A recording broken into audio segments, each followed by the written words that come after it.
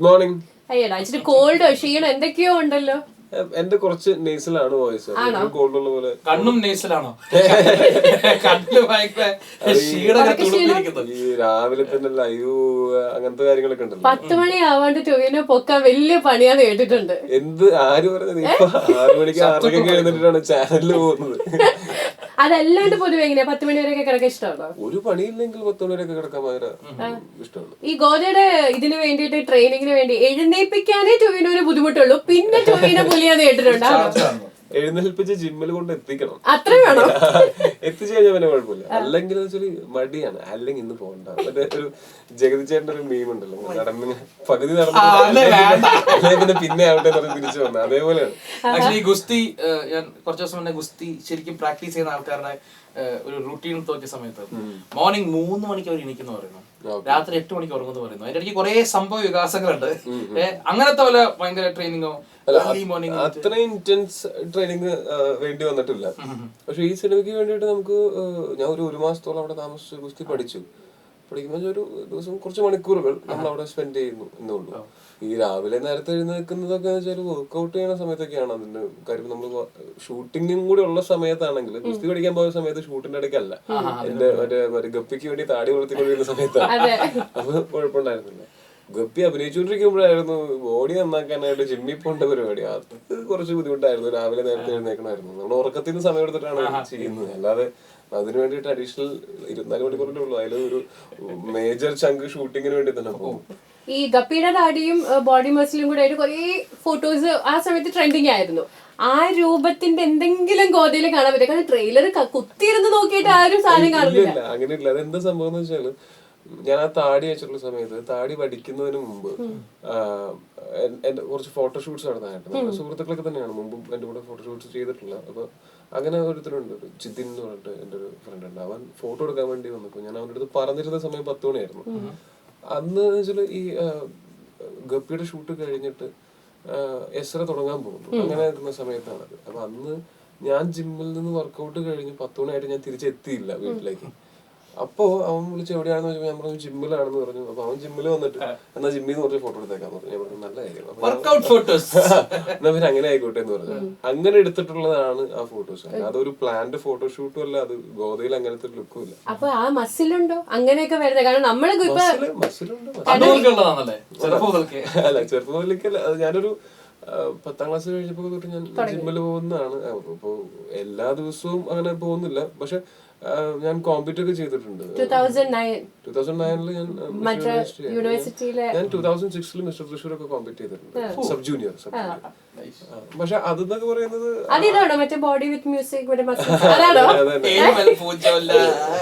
Minimal dress maximum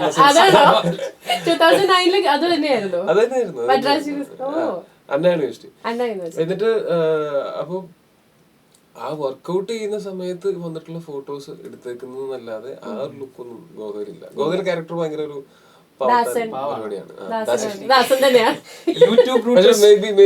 ബേസിൽ ഗോദ 2 ഒക്കെ plan ചെയ്യുകയാണെങ്കിൽ ആ ലുക്ക് വേണമെങ്കിൽ പ്രയോഗിക്കാം. ആക്ച്വലി യൂട്യൂബ് റൂട്ടേഴ്സ് ഞാൻ കണ്ട സമയത്ത് അത് എനിക്ക് ആ പാവപ്പെട്ട മനുഷ്യനെ പൊരിവെയിലത്ത് നിർത്തുന്ന അവസാനം പറഞ്ഞ ഡയലോഗ് ഉണ്ട്, എനിക്ക് സൗന്ദര്യം ശരീരം ഒക്കെ തന്നു കുറച്ച് എന്താ പറഞ്ഞ കുറച്ച് കോൺഫിഡൻസോ കുറച്ച് ധൈര്യം തന്നീരതൊക്കെ പറഞ്ഞ സീൻ. ആക്ച്വലി ബേസിലുള്ള ചോദിച്ചപ്പോ പറഞ്ഞു, ശരിക്കും യൂട്യൂബ് റൂട്ടേഴ്സ് കണ്ട സമയത്ത് അതിലത്തെ ചില ട്രെയ്റ്റ്സ് കണ്ടപ്പോഴാണ് ടൊവിനോനെ ഇതിലേക്ക് കാസ്റ്റ് ചെയ്യാന്ന് വിചാരിച്ചത്. കാരണം എനിക്ക് തോന്നുന്നത് ഗോദയുടെ പ്രിപ്പറേഷൻസും കാര്യങ്ങളൊക്കെ നടക്കുന്ന സമയത്ത് ഗപ്പി ഇറങ്ങിയിട്ടില്ല, മെക്സിക്കൻ ഭാരത് ഇല്ല, ഒന്നുമില്ല. യു ലൈക്ക് അപ്പേട്ടൻ അവിടെ വെക്കേണ്ടത് അല്ലേ? അപ്പേട്ടൻ റിലീസായി വരുന്നില്ല. അപ്പം ആ സമയത്തുള്ള ഒരു അവസ്ഥ ഈ യൂട്യൂബ് റൂട്ടേഴ്സ് എന്നുള്ള സിനിമയിലൊക്കെ ഞാൻ എടുത്തേക്കുന്ന റെഫറൻസ്, അതിലെ ക്യാരക്ടറിന്റെ പേര് ടൊവിനോ തന്നെ. അതില് ഞാൻ എടുത്തേക്കുന്ന റെഫറൻസ് എന്ന് പറഞ്ഞാൽ, എനിക്ക് കുറെ സുഹൃത്തുക്കളൊക്കെ ഉണ്ട്. എല്ലാവരും ഭയങ്കര ലുക്കൊക്കെ ആയിരിക്കും. ഭയങ്കര ലുക്ക് എന്ന് പറഞ്ഞാൽ കട്ട മറ്റേ അടിപൊളി ബോഡിയും നല്ല കലക്കൻ ഡ്രസ്സിങ്ങും പരിപാടി, ഹെയർ സ്റ്റൈലും പരിപാടിയും കൂളിംഗ് ഗ്ലാസ് ഒക്കെ ഉണ്ടാവും.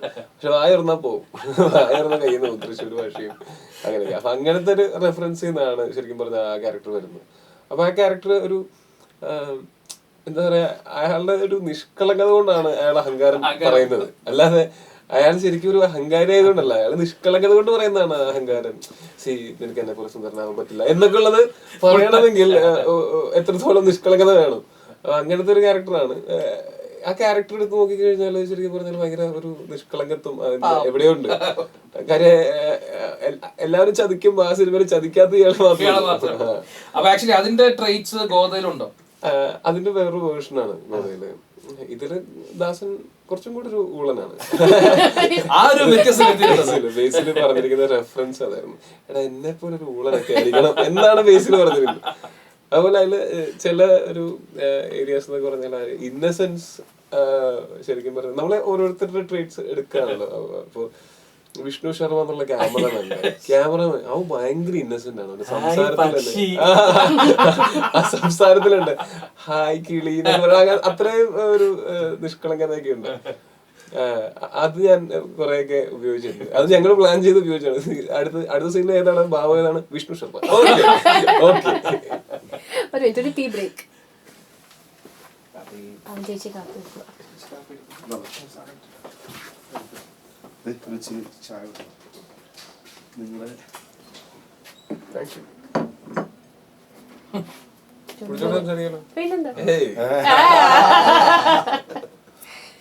ഈ ഗോദ ചെയ്യുന്ന സമയത്ത് ബേസിൽ പറഞ്ഞതിന് മുമ്പേ സുൽത്താനില്ല, ദങ്കലില്ല, ഒന്നുമില്ല. ഒരു മുത്താരംകുന്ന് ഇതും ഒരിടത്തൊരു ഫയൽ വാനാണ്. ഇപ്പോഴാണെങ്കിൽ കമ്പയർ ചെയ്യാനായിട്ട് എല്ലായിടത്തും അല്ല, എന്നാലും ഫേസ്ബുക്കിൽ നിന്ന് പ്രതീക്ഷിക്കാമല്ലോ പലതും. അത് കമ്പയർ ചെയ്യുന്നത് ഒന്ന് ആലോചിച്ച് നോക്കുന്നത്, ആ സിനിമ ആ ഒരു ഇൻഡസ്ട്രിയില് അവരുടെ ബഡ്ജറ്റും അവരുടെ സൗകര്യങ്ങളും വെച്ചിട്ട് അവർ ആ സിനിമ എടുത്തത് അങ്ങനെ ആയിട്ടുണ്ടെങ്കിൽ നമുക്ക് അതിനോട് കമ്പയർ ചെയ്യാവുന്ന രീതിയിൽ ആ സിനിമ ഇവിടെ എടുക്കണമെങ്കിൽ ആ പരിമിതമായിട്ടുള്ള സാഹചര്യങ്ങളിലും അതുപോലെ ചെറിയ ബഡ്ജറ്റിലും അത് എടുക്കണമെങ്കിൽ എത്രത്തോളം എക്സ്ട്രാ എഫേർട്ട് ഞങ്ങളുടെ ഭാഗത്തുണ്ടാക്കും. ആ സിനിമകൾ എന്നൊക്കെ പറഞ്ഞാൽ വലിയ സിനിമകളാണ്, നല്ല സിനിമകളാണ്. നമ്മുടെ അത്ര മോശം സിനിമയും അല്ല, ചെറിയ സിനിമയും അല്ല. അതാണ് നമുക്ക് വേറെ വലിയ അവകാശവാദങ്ങളൊന്നുമില്ല. എന്റർടൈനർ ആയിരിക്കും ഒരിക്കലും ഒരു പിന്നെ സെൻസിബിൾ ആയിരിക്കും മൂവി. ഒരു പക്ക തമാശ കണക്റ്റഡ് ആണോ കുറച്ച് സീരിയസ് ഗുസ്തി? അത് ഗുസ്തി സീരിയസ് ആണ്, പടം തമാശ. ഈ ദാസിന്റെ ക്യാരക്ടർ ഇപ്പൊ പറഞ്ഞായിരുന്നല്ലോ, അതുപോലെ തന്നെ ത്രൂ ഔട്ട് അതിനകത്ത് ഒരു ഫ്ലാഷ് ബാക്ക് എവിടെയോ കറങ്ങി നടക്കുന്ന പോലെ ചില പാട്ടുകളിൽ തോന്നുന്നു. അങ്ങനെ ഉണ്ടോ? ഒരു പാസ്റ്റ് ഒരു പിന്നെ ഒരു അയാൾക്കൊരു പാസ്റ്റ് ഉണ്ട്. അങ്ങനെ ഭയങ്കരമായിട്ട് സിനിമയിൽ കാണിക്കുന്നില്ല, പക്ഷെ പറഞ്ഞു പോകുന്നുണ്ട് ഒരു പാസ്റ്റ് ഉണ്ട് അയാൾക്ക്. ഈ പറയുന്ന തമാശ കളിച്ച് നടക്കുന്ന ദാസനും ഒരു പാസ്റ്റ് ഉണ്ട്. ആ പാസ്റ്റ് തന്നെയാണ് പിന്നീട് അയാള് എന്താ പറയാ ഫ്യൂച്ചറായി മാറുന്നത്, ഫ്യൂച്ചറിലേക്കുള്ള ഒരു ഇതായിട്ട് മാറുന്നത്. ഈ 3 പേർക്കും strong characters like Ranji Panicker സാറിനും വാമിക്കയും ടോയിനും 3 പേര് സ്ട്രോങ് ആയി നിൽക്കുന്ന 3 പേരും ഗുസ്തിയാണ്.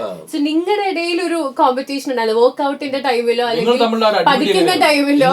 അതായത് 3 പേർക്കും ആക്ച്വലി ഒരു ഈക്വൽ ഇമ്പോർട്ടൻസ് ഉണ്ട് ഈ സിനിമയില്. ഗുസ്തി കൂടുതലുള്ളത് വാമികയ്ക്കാണ്. രഞ്ജി സാറിന്റെ ക്യാരക്ടർ എന്ന് പറഞ്ഞാൽ ഭയങ്കര പവർഫുൾ ആണ്. അതായത് ക്യാപ്റ്റൻ ഫയൽവാൻ എന്ന് പറഞ്ഞാൽ ഒരു ഫിഗർ ആണ്. ക്യാപ്റ്റൻ ഫയൽവാൻ എന്ന് പറയുന്ന ഒരു അദ്ദേഹത്തിന്റെ ഇപ്പൊ ഇവിടുത്തെ ഗുസ്തിയുടെ ഇമ്പോർട്ടൻസ് കുറഞ്ഞു പോയപ്പോ അതെങ്ങനെയാണ് അദ്ദേഹത്തിനെ ബാധിച്ചത്, പിന്നെ അതെങ്ങനെയാണ് തിരിച്ചു പിടിക്കാൻ ശ്രമിക്കുന്നത്. അപ്പൊ അങ്ങനത്തെ ഒരു കാര്യമാണ്. അപ്പൊ രഞ്ജി സാറിന്റെ ഒരു ചെറിയ പാസ്റ്റും പറയുന്നുണ്ട്, പിന്നെ പ്രസന്റും പറയുന്നുണ്ട്. പടത്തിന്റെ അവസാനത്തിൽ ഒരു സക്സസ്, പുള്ളി തിരിച്ച് സക്സസിലേക്ക്. ഇതുപോലെ വാമികയുടെയും ഒരു പാസ്റ്റ് പറയുന്നുണ്ട്, പ്രസന്റ് പറയുന്നുണ്ട്, ഒരു സക്സസ് ഉണ്ട്, ഒരു ഇതിലേക്ക് വരുന്നുണ്ട്. ഇതേപോലെ തന്നെയാണ് എന്റെ ക്യാരക്ടറിനും. ഇവനൊരു പാസ്റ്റ് ഉണ്ട്, പ്രസന്റിൽ ഇവൻ എന്താണ്, ഇവൻ എന്താവുന്നു. ഈ ഒരു 3 ഗുസ്തിക്കാരുടെ ലൈഫിന്റെ ഒരു ഇത് 3ഉം ഭയങ്കര ഡിഫറെന്റ് ആണ്. 3 പേരുടെയും സാഹചര്യങ്ങൾ ഡിഫറെന്റ് ആണ്. അത് ആണ് ഈ സിനിമയുടെ മൂവിയിൽ അല്ലാണ്ടുള്ള നിങ്ങളുടെ പ്രാക്ടീസ് സെഷൻ ചോദിച്ചോ? വർക്ക്ഔട്ട്സും കാര്യങ്ങളുടെ ഇടയിൽ ഒരു മത്സരം ഉണ്ടായിരുന്നു? അതിനകത്ത് മത്സരമല്ല, എല്ലാവരും ഒരുമിച്ച് നമ്മുടെ സിനിമ എന്ന് പറഞ്ഞ രീതിയിൽ വർക്ക് ചെയ്യുന്നു. ഞങ്ങൾ ചില ഷോട്ടുകൾ ട്രെയിനിങ് സെഷൻസ് ഒക്കെ കാണിക്കുമ്പോൾ ഞങ്ങൾ 3 പേര് ഒരുമിച്ച് വർക്ക്ഔട്ട് ചെയ്യുന്ന ദിവസങ്ങളുണ്ട്. അതായത് അവിടെ ഒരു അക്കാറുണ്ട്, അക്കാരയുടെ അകത്ത് വെയിറ്റ്സും എല്ലാം ഉണ്ട്. അപ്പൊ ഞങ്ങൾ 3 പേര് ഒരുമിച്ചാണ് വർക്ക്ഔട്ട് ചെയ്യുക. രഞ്ജി സാറും കഴിഞ്ഞ 30 വർഷമായിട്ട് വർക്ക്ഔട്ട് ചെയ്യുന്ന ആളാണ്. ഞാനും എൻ്റെ ഒരു 15 വയസ്സ് മുതൽ ഞാനും വർക്ക്ഔട്ട് ചെയ്യുന്നുണ്ട്. അത് ഓൺ ആൻഡ് ഓഫ് ആയിരിക്കും, അതായത് സീസണൽ ആയിരിക്കും. മെക്സിക്കന്റെ ടൈമിൽ രൂപേഷ് പറഞ്ഞ ഓർമ്മയുണ്ട്, ടൊവിനോന്റെ കൂടെ നിൽക്കണമെന്ന് അറിഞ്ഞത് കൊണ്ട് എക്സ്ട്രാ എഫേർട്ട് ഇടേണ്ടി വന്നു. അതുപോലെ പുള്ളിയുടെ മനക്കെട്ടിയൊക്കെ സമ്മതിച്ചു, എനിക്കത്ര മനക്കെട്ടില്ല. അതേപോലെ വാമികയാണെങ്കിലും ഈ സിനിമയ്ക്ക് വേണ്ടിയിട്ട് കുറച്ച് ഇന്റൻസീവ് ആയിട്ടുള്ള ട്രെയിനിങ്, ഒരു സ്റ്റാമിന കൂട്ടാനും ഒക്കെ വർക്ക്ഔട്ട് ചെയ്തിട്ടുണ്ടായിരുന്നു. അപ്പൊ ഞങ്ങളൊക്കെ ഒരുമിച്ചാണ് വർക്ക്ഔട്ട് ചെയ്തുകൊണ്ടിരുന്നത്. അത് എന്ന് പറയുന്നത് ഒരു ഫണ്ണാണ്. അടുത്ത ഷോട്ടിന് പ്രിപ്പയർ ചെയ്യുന്നതാണ്. ഷോട്ടിന് പ്രിപ്പയർ ചെയ്യാണ്ട് പമ്പ് ചെയ്യുന്നത് മൂന്നിൽ ഒരുമിച്ചൊക്കെ. അല്ല, ഇതിന്റെ കൂടെ ഡയറക്ടർ ബേസിലും വർക്ക്ഔട്ട് ചെയ്തിരുന്നോ? എടുത്ത് പൊക്കിയിട്ട് ആ ഒരു ബേസിൽ അത്യാവശ്യം ആരോഗ്യമുള്ള ഒരാളാണ്. ഈ കുട്ടിക്കളിയും കാര്യങ്ങളൊക്കെ ഉണ്ടെങ്കിലും അവൻ ഇതിനു വേണ്ടിയിട്ട് ഗുസ്തി പഠിച്ചിട്ടുണ്ട്. ഗുസ്തിയുടെ ഒരു ബേസിക്സ് മാത്രമല്ല, ഗുസ്തിയുടെ എല്ലാ മൂവ്സിന്റെ പേരുകളും, ഇത് എങ്ങനെയാണ് ലോക്ക്, ഇത് എങ്ങനെ എപ്പോഴാണ് ഇത് പ്രയോഗിക്കേണ്ടത്, ഇതൊക്കെ തിയറി അറിയാം ബേസിക്കലി. അത് ആദ്യം ഒരു പരീക്ഷ നോക്കിയതാണ്. ഞാൻ പലപ്പോഴും ഡമ്മി ആവേണ്ടി വന്നിട്ടുണ്ട്. ഇപ്പൊ പഞ്ചാബിലൊക്കെ ഈ ഗുസ്തി സീക്വൻസുകളൊക്കെ ഷൂട്ട് ചെയ്യുമ്പോൾ ബേസിലാണ് അതിന്റെ ആക്ഷൻ കൊറിയോഗ്രാഫി ചെയ്തിരിക്കുന്നത് പഞ്ചാബില്. അതായത് ബേസിൽ ഇന്ന മൂവി ഇത് കഴിഞ്ഞിട്ട് ആ മൂവി ഇത് ഇവർ കറക്റ്റ് ആയിട്ട് പറഞ്ഞു കൊടുക്കും. അല്ല, പഞ്ചാബില് നമ്മൾ ഈ ഷൂട്ട് ചെയ്തുകൊണ്ടിരിക്കുന്ന സമയത്ത് ബേസിൽ കറക്റ്റ് ഐഡിയ ഉണ്ടായിരുന്നു. കാരണം ബേസിൽ ഒരുപാട് വീഡിയോസ് ഒക്കെ കണ്ട് റെഫറൻസും എല്ലാം കയ്യിലെടുത്ത് വെച്ചിട്ടാണ് ഈ ഗുസ്തി മാച്ചസിന്റെ റെഫറൻസ് ഒക്കെ കയ്യിലെടുത്ത് വെച്ചിട്ടാണ് ബേസിൽ ഷൂട്ട് ചെയ്യാനായിട്ട് തുടങ്ങുന്നത് തന്നെ. അപ്പൊ ബേസിലാണ് പലപ്പോഴും സ്റ്റണ്ട് കൊറിയോഗ്രാഫി ചെയ്തുകൊണ്ടിരുന്നത്. അത് ഈ സിനിമയിലെ LUDL, ചതവ്, ബഹളം ഇങ്ങനത്തെ വല്ലതൊക്കെ വന്നായിരുന്നു ഒരു ഷൂട്ടിംഗ് കഴിഞ്ഞപ്പോഴേക്ക്? എത്ര എല്ലുകൾ പോയി? ഇപ്പൊ വാമികയ്ക്കൊക്കെ കുറെ ബ്രൂസസ് ഒക്കെ ഉണ്ടായിരുന്നു ഗുസ്തി സീക്വൻസുകളുടെ ഇടയ്ക്ക്. എനിക്കെന്ന് വെച്ചാൽ നെറ്റിയിലൊരു മുറിവ് കിട്ടി. നെറ്റിയിലൊരു മുറിവ് കിട്ടിയെന്ന് വെച്ചാൽ ഒരു ചെറിയൊരു ഫൈറ്റ് എന്ന് പറഞ്ഞാൽ ഫൈറ്റ് അല്ല, ഒരു ചെറിയൊരു സ്ട്രഗിൾ എന്നെ എടുത്തിട്ട് ഇടിക്കുന്നതാണ്. അങ്ങനെ ഒരു സീക്വൻസിൽ 2 പഞ്ചാബി പോലീസുകാർ ആയിട്ട് അഭിനയിക്കുന്ന ആൾക്കാർ അവരെന്നെ ഇടിക്കുന്നതാണ്. അപ്പൊ അവര് പരമാവധി എന്റെ മുഖത്ത് കൊള്ളാതിരിക്കാൻ വേണ്ടി, എന്നാൽ ക്യാമറയിൽ കാണിക്കാൻ വേണ്ടി ഓവർലാപ്പ് ചെയ്ത് ഇങ്ങനെ ഇടിച്ചുകൊണ്ടിരിക്കുകയാണ്. ഇടിക്കുമ്പോൾ വെച്ചാൽ കൈ കൊള്ളുന്നില്ല, പക്ഷെ കൈ കൊണ്ടിരുന്നെങ്കിലും കുഴപ്പമില്ലായിരുന്നു. കാര്യം എന്താ വെച്ചാൽ അയാളുടെ കയ്യിൽ വലിയൊരു ഇടിയോടെ കിടപ്പുണ്ടായിരുന്നു. അതാണ് നെറ്റിയിൽ കൊണ്ടത്. നെറ്റിയിൽ കൊണ്ടൊഴുകി നല്ല വേദന എടുത്ത് ടങ്ങുന്ന ശബ്ദം ഉണ്ടായിരുന്നു. അതായത് നല്ല വേദന എടുത്തു, പക്ഷെ അപ്പോഴും നമ്മൾ മുറിഞ്ഞിട്ടുണ്ടാവുമെന്ന് പ്രതീക്ഷിക്കുന്നില്ല. എനിക്ക് ഇടി കൊണ്ട് കഴിഞ്ഞിട്ട് വാമിക എന്റെ അടുത്ത് വന്നിട്ട് എന്നെ കൺസോൾ ചെയ്യുന്ന രീതിയിൽ സംസാരിക്കുന്ന ആ ഷോട്ടില് വാമിക എന്റെ നെറ്റിയിലേക്ക് 2 പ്രാവശ്യം നോക്കിയപ്പോ മനസ്സിലായി, ഓക്കെ മുറിഞ്ഞു, ചോര വരുന്നുണ്ട്. എനിക്കാകെ കഷ്ടമായി പോയി. നടനല്ലേ, മുഖത്ത്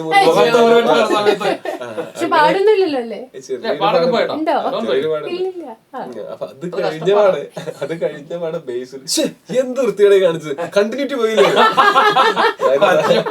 ബാക്കി നാട്ടിൽ ഷൂട്ട് ചെയ്തപ്പോ അവിടെ മുറിവില്ല.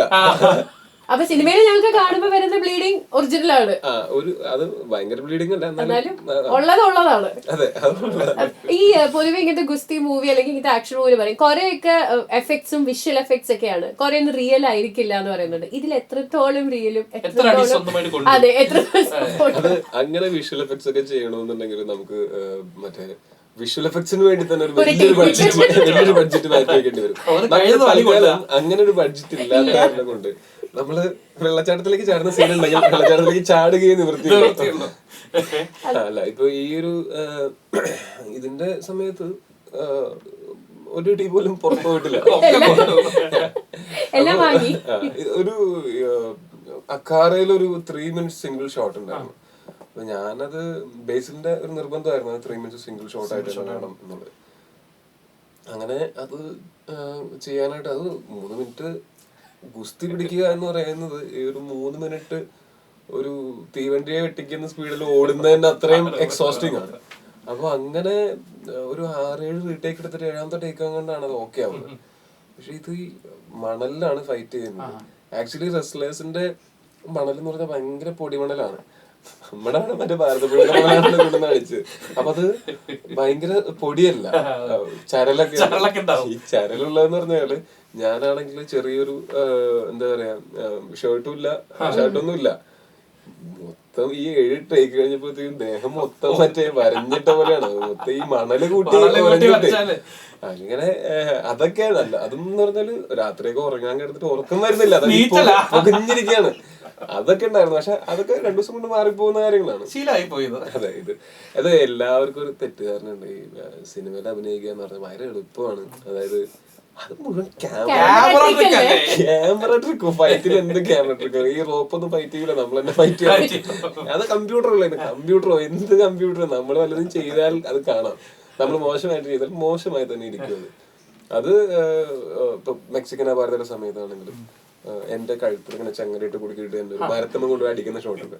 അതിന്റെ ഒരു ടേക്കില് എന്റെ ബാലൻസ് പോയിട്ട് ഞാൻ നേരെ പോയി മരത്തമ്മ പട്ടയം അടിച്ച് ഈ ഇടിച്ച് കഴിഞ്ഞിട്ട് കുറെ നേരത്തേക്ക് ഞാൻ മറ്റേ ഈ ശബ്ദമാണ്. അപ്പൊ ശരിക്കും പറഞ്ഞൊരു കുറച്ചപ്പുറത്ത് നിന്നവരും ഈ ശബ്ദം കേട്ടിട്ട് തിരിഞ്ഞു നോക്കി. അതായത് ഞാൻ ശിരസ് പിളർന്ന് അന്തരിച്ചു. പക്ഷെ ഇതൊന്നും ഇതൊക്കെ ശരിക്കുള്ളതാണെങ്കിൽ കൂടി ഇപ്പോ നമ്മളൊരു കോൺക്രീറ്റ് തറയിൽ വന്ന് വീഴുന്നു. അത് കോൺക്രീറ്റ് തറയിൽ തന്നെ വീഴാൻ തന്നെ അത് പ്രത്യേകിച്ച് സ്ലോ മോഷൻ ആണെങ്കിലാണ് ഏറ്റവും പ്രശ്നം. കൈ പോലും കുത്താൻ പറ്റില്ല. കാര്യം എന്താ വെച്ചാൽ നമ്മള് കൈ കുത്തി വീഴുന്നത് കൃത്യമായിട്ട് കാണാൻ പറ്റും. സ്ലോ മോഷൻ ആണെങ്കിൽ നെഞ്ചിടിച്ച് വീഴാൻ ഓപ്ഷൻ ഒന്നുമില്ല. അതൊക്കെ സാധാരണ മനുഷ്യരെ പോലെ തന്നെ നമുക്കും നേരിടക്കൂല്ലേ. ബുദ്ധിമുട്ടുള്ള കാര്യമല്ലത്. ബുദ്ധിമുട്ടുണ്ട്. പക്ഷെ അത് നമുക്ക് ഇഷ്ടപ്പെട്ട ഒരു കാര്യത്തിന് വേണ്ടിയിട്ടായതുകൊണ്ട് പിന്നെ നമുക്ക് ഇതൊക്കെ എന്ന് വെച്ച് കഴിഞ്ഞാല് എല്ലാവർക്കും അവരുടെ ജോലിയുടേതായിട്ടുള്ള ഒരു ഹാർഡ് വർക്ക് എന്തായാലും ചെയ്യേണ്ടി വരും. ഇത് എന്ന് പറഞ്ഞാൽ ഈ സിനിമയുടെ ഭാഗമാണ്. ഇപ്പൊ നമ്മൾ ചിലപ്പോൾ കളിക്കുമ്പോൾ ക്രിക്കറ്റ് കളിക്കുമ്പോൾ ഫുട്ബോൾ കളിക്കുമ്പോൾ നമ്മൾ വീഴുകയൊക്കെ ചെയ്യുമ്പോൾ അത് നമ്മളത് ഭയങ്കര പ്രശ്നമായിട്ട് എടുക്കാറില്ല. കാര്യം നമ്മളത് എൻജോയ് ചെയ്തുകൊണ്ട് ചെയ്യുന്ന കാരണം. ടൂവിൽ അഭിനയിക്കുന്ന സമയത്ത് ഇമോഷണൽ സീൻസ് ഒക്കെ എടുക്കുന്ന സമയത്ത് മൂക്ക് വീർത്ത് വരുന്നത്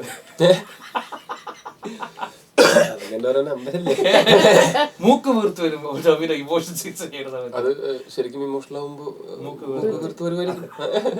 അത് നമ്മൾ അങ്ങനെ കുറച്ച് മൂക്ക് വീർപ്പിച്ചേക്കാം, ഇത്ര ഇഞ്ച് പരികം പൊക്കിയേക്കാം, അങ്ങനെയൊന്നും പ്ലാൻ ചെയ്തിട്ട് അല്ല ശരിക്കും പറഞ്ഞാൽ നമ്മള് അങ്ങനെ അഭിനയിക്കുന്നത്. അത് അറിയാതെ ശരിക്കും കോംപ്ലിമെന്റ് ആയിട്ട് എടുക്കുന്നു ഞാൻ. ഈ മൂവി ഫീൽഡിൽ തുടങ്ങിയത് വില്ലനായിട്ട് പതിയെ പതിയെ ഹീറോ ആയിട്ട് ഈ സാധനം കുറേ സ്ഥലത്ത് കേൾക്കുന്നുണ്ട്. ലാലേട്ടനെ പോലെ വില്ലനിൽ തുടങ്ങി നായകനായി വന്ന് നിൽക്കുന്നു എന്നുള്ള കേട്ടായിരുന്നോ? ഇത് കേൾക്കുമ്പോ ഭയങ്കര സുഖമാണ്. ഞാനത് മുമ്പ് പറഞ്ഞിട്ടുണ്ട്. ഒരു 2 സ്റ്റേറ്റോട് ഒരുമിച്ച് കിട്ടിയ സന്തോഷമാണ് ഇങ്ങനെ പറഞ്ഞു കേൾക്കുമ്പോ. പക്ഷെ എനിക്ക് നല്ല ബോധ്യമുണ്ട് അങ്ങനെ ഒരു താരതമ്യത്തിന് ഞാൻ ഒരിക്കലും വളർന്നിട്ടില്ല എന്നുള്ളത്. പക്ഷെ കമ്പാരിസൺ അല്ല ഞാൻ ചോദിക്കാൻ വന്നേ. ആ ഒരു ഇത് ആഗ്രഹിച്ചായിരുന്നു വില്ലൻ തുടങ്ങിയപ്പോൾ ഒരു പേടി ഉണ്ടായിരുന്നു, ഞാൻ ഇനി ഇങ്ങനെ തന്നെ പോവോന്നുള്ളത്. എന്തെങ്കിലും ചെയ്ത് സിനിമയിലൊക്കെ നിൽക്കുക എന്നുള്ളതായിരുന്നു ഓപ്ഷൻ. അത് എനിക്ക് കിട്ടിയ വില്ലൻ റോളുകളൊക്കെ അത്യാവശ്യം നല്ല വില്ലൻ റോളുകളൊക്കെയായിരുന്നു. അപ്പൊ ഒരു വലിയ ഡയറക്ടർ നമുക്ക് ഇങ്ങനെ ഒരു വില്ലൻ റോൾ ഓഫർ ചെയ്യുമ്പോൾ ഓ സോറി നായക വിഷമം അപ്പൊ നോക്കാം എന്ന് പറയാനുള്ള ഒരു ചോയ്സ് എനിക്കില്ലല്ലോ. അപ്പൊ പിന്നെ വില്ലൻ വേഷം ചെയ്തെങ്കിലും അത് മോശമായിരുന്നില്ല. എല്ലാം നല്ല ക്യാരക്ടേഴ്സ് ആയിരുന്നു. അതായത് ഒരു വില്ലനാണോ നായകനാണോ എന്നുള്ളതിനേക്കാളൊക്കെ നല്ല ക്യാരക്ടേഴ്സ് ആയിരുന്നു. നമുക്ക് ഒരു ആസ് എൻ ആക്ടർ നമുക്ക് എന്തെങ്കിലുമൊക്കെ ചെയ്യാനുണ്ടായിരുന്നു. അപ്പൊ പിന്നെ ഇങ്ങനൊരു കമ്പാരിസൺ അല്ല ഇതുപോലെ ആയേക്കാം എന്നൊക്കെ പറയുമ്പോൾ വെച്ചാല് അവര് ഒരു 30 വർഷം അല്ലെങ്കിൽ 30 വർഷത്തിലധികമായിട്ട് ഇൻഡസ്ട്രിയിൽ നിലനിന്നിട്ടുള്ള ആൾക്കാരാണ്. ഇപ്പൊ ഇവിടെയുള്ള എത്ര പേര് അത്രയും നാളെ നിലനിൽക്കും എന്നൊന്നും അറിയില്ല. അപ്പൊ ഞാൻ വന്നിട്ട് എന്താ പറയുക ഒരു 4 വർഷം 5 വർഷം ആവുന്നേ ഉള്ളൂ. അവര് വന്നിട്ട് അവര് 4 വർഷം കൊണ്ട് 5 വർഷം കൊണ്ട് അച്ചീവ് ചെയ്ത് അത്രയ്ക്കൊന്നും ഞാൻ അച്ചീവ് ചെയ്തിട്ടില്ല. അപ്പൊ അതൊക്കെ എന്താ പറയാ വേറൊരു ലീഗ് ആൾക്കാരാണ്.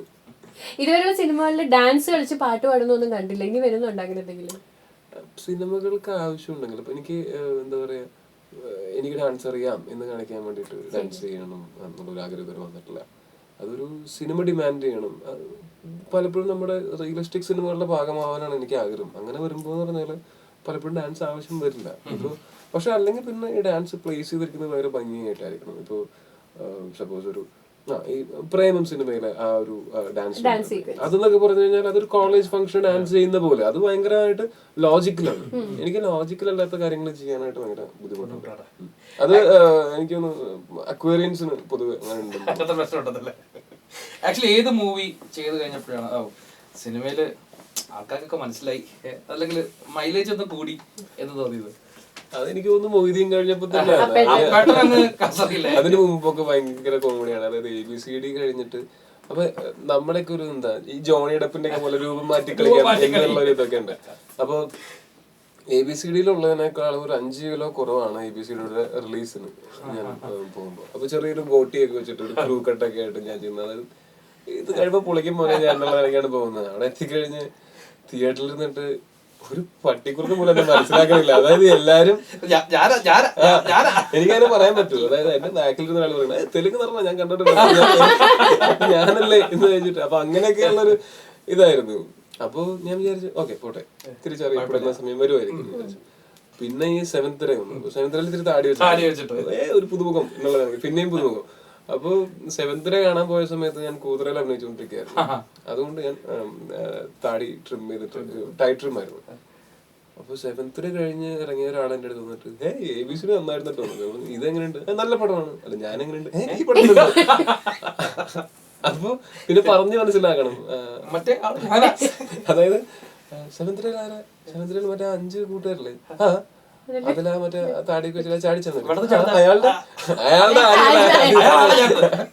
അത് ഒരു ആസ് എൻ ആക്ടർ ഒരു അനുഗ്രഹമാണ്. ഒരു ചെറിയൊരു മാറ്റം വരുത്തിയത് തന്നെ മുഖത്ത് അത് ഭയങ്കരമായിട്ട് കാണുന്നു എന്നുള്ളത്. ഇത്രയും ഇങ്ങനെ പറഞ്ഞുകൊണ്ട് ടൊവിനോനോട് ഒരു ക്വസ്റ്റ്യൻ ചോദിക്കാൻ ഇവിടെ ഒരാളെ ഞങ്ങൾ ഇങ്ങനെ റെഡിയാക്കി വെച്ചിട്ടുണ്ട്. സർപ്രൈസ്. ആരായിരിക്കും? ആരാണത് പറ. ആരായിരിക്കും? ആരായിരിക്കും? ആ ചോദ്യത്തിന് ഒരു ഉത്തരം വേണമെന്ന് ആള് പറഞ്ഞിട്ടുണ്ട്. ആണോ? എന്തായാലും ചോദ്യം കേൾക്കട്ടെ. ടൊവി, നീ നമ്മൾ ഒരുമിച്ച് പണ്ട് കാക്കനാട് താമസിക്കുമ്പോ നീ എന്നോട് എപ്പോഴും ചോദിക്കാറുണ്ടായിരുന്നു, ചേട്ടാ എനിക്ക് സിനിമയിൽ അഭിനയിക്കാൻ ചാൻസ് കിട്ടും. അപ്പൊ ഞാൻ പറയാറുണ്ടായിരുന്നു ചാൻസ് കിട്ടും എന്ന് പറയാറുണ്ടായിരുന്നു. അത് കഴിഞ്ഞിട്ട് പിന്നെ നീ ABCയിൽ അഭിനയിച്ചു, 10th ഡേയിൽ അഭിനയിച്ചു. അപ്പൊ നീ എന്നോട് പിന്നെ ചോദിച്ചു, ചേട്ടാ എനിക്ക് ഇറങ്ങി അവസരങ്ങൾ കിട്ടുമോ? അപ്പൊ ഞാൻ പറഞ്ഞു ഇന്നൊരു തീർച്ചയായിട്ടും അവസരങ്ങൾ കിട്ടും, നീ അതിന് സമയം കൊടുക്കൂ എന്ന് ഞാൻ പറഞ്ഞു. പിന്നെ യൂത്ത് പ്രൊഡ്യൂസും മൊയ്തീനും അങ്ങനത്തെ കഴിഞ്ഞു. മെക്സിക്കന്റെ റിലീസിന്റെ തലേദിവസം നീ എന്നോട് ചോദിച്ചു, ചേട്ടാ ഞാൻ സ്റ്റാർ ആവോ? എനിക്ക് ഇപ്പൊ നിന്നോട് തിരിച്ചു ചോദിക്കണമെന്നുണ്ട്, ഇപ്പൊ എന്തായി, നിനക്ക് എന്ത് തോന്നുന്നു? ഞങ്ങള് തമ്മിലുള്ള ഒരു ബന്ധം എന്നൊക്കെ പറഞ്ഞാല് സിനിമയിൽ രണ്ടുപേരും സിനിമയിൽ വരുന്നതിന് മുമ്പ് സിനിമയോടുള്ള ആഗ്രഹമായിട്ട് നടക്കുന്ന സമയത്ത് എന്റെ ഒരു സുഹൃത്തിന്റെ സുഹൃത്താണ് ഒരു പക്ഷേ. അപ്പൊ അങ്ങനെയാണ് ഞങ്ങൾ പരിചയപ്പെടുന്നത്. പരിചയപ്പെട്ട് കഴിയുമ്പോൾ എവിടെയൊക്കെ ഞങ്ങൾ തമ്മിൽ ഭയങ്കര വേവ് മാച്ചായി, ഞങ്ങൾ നല്ല സുഹൃത്തുക്കളായി.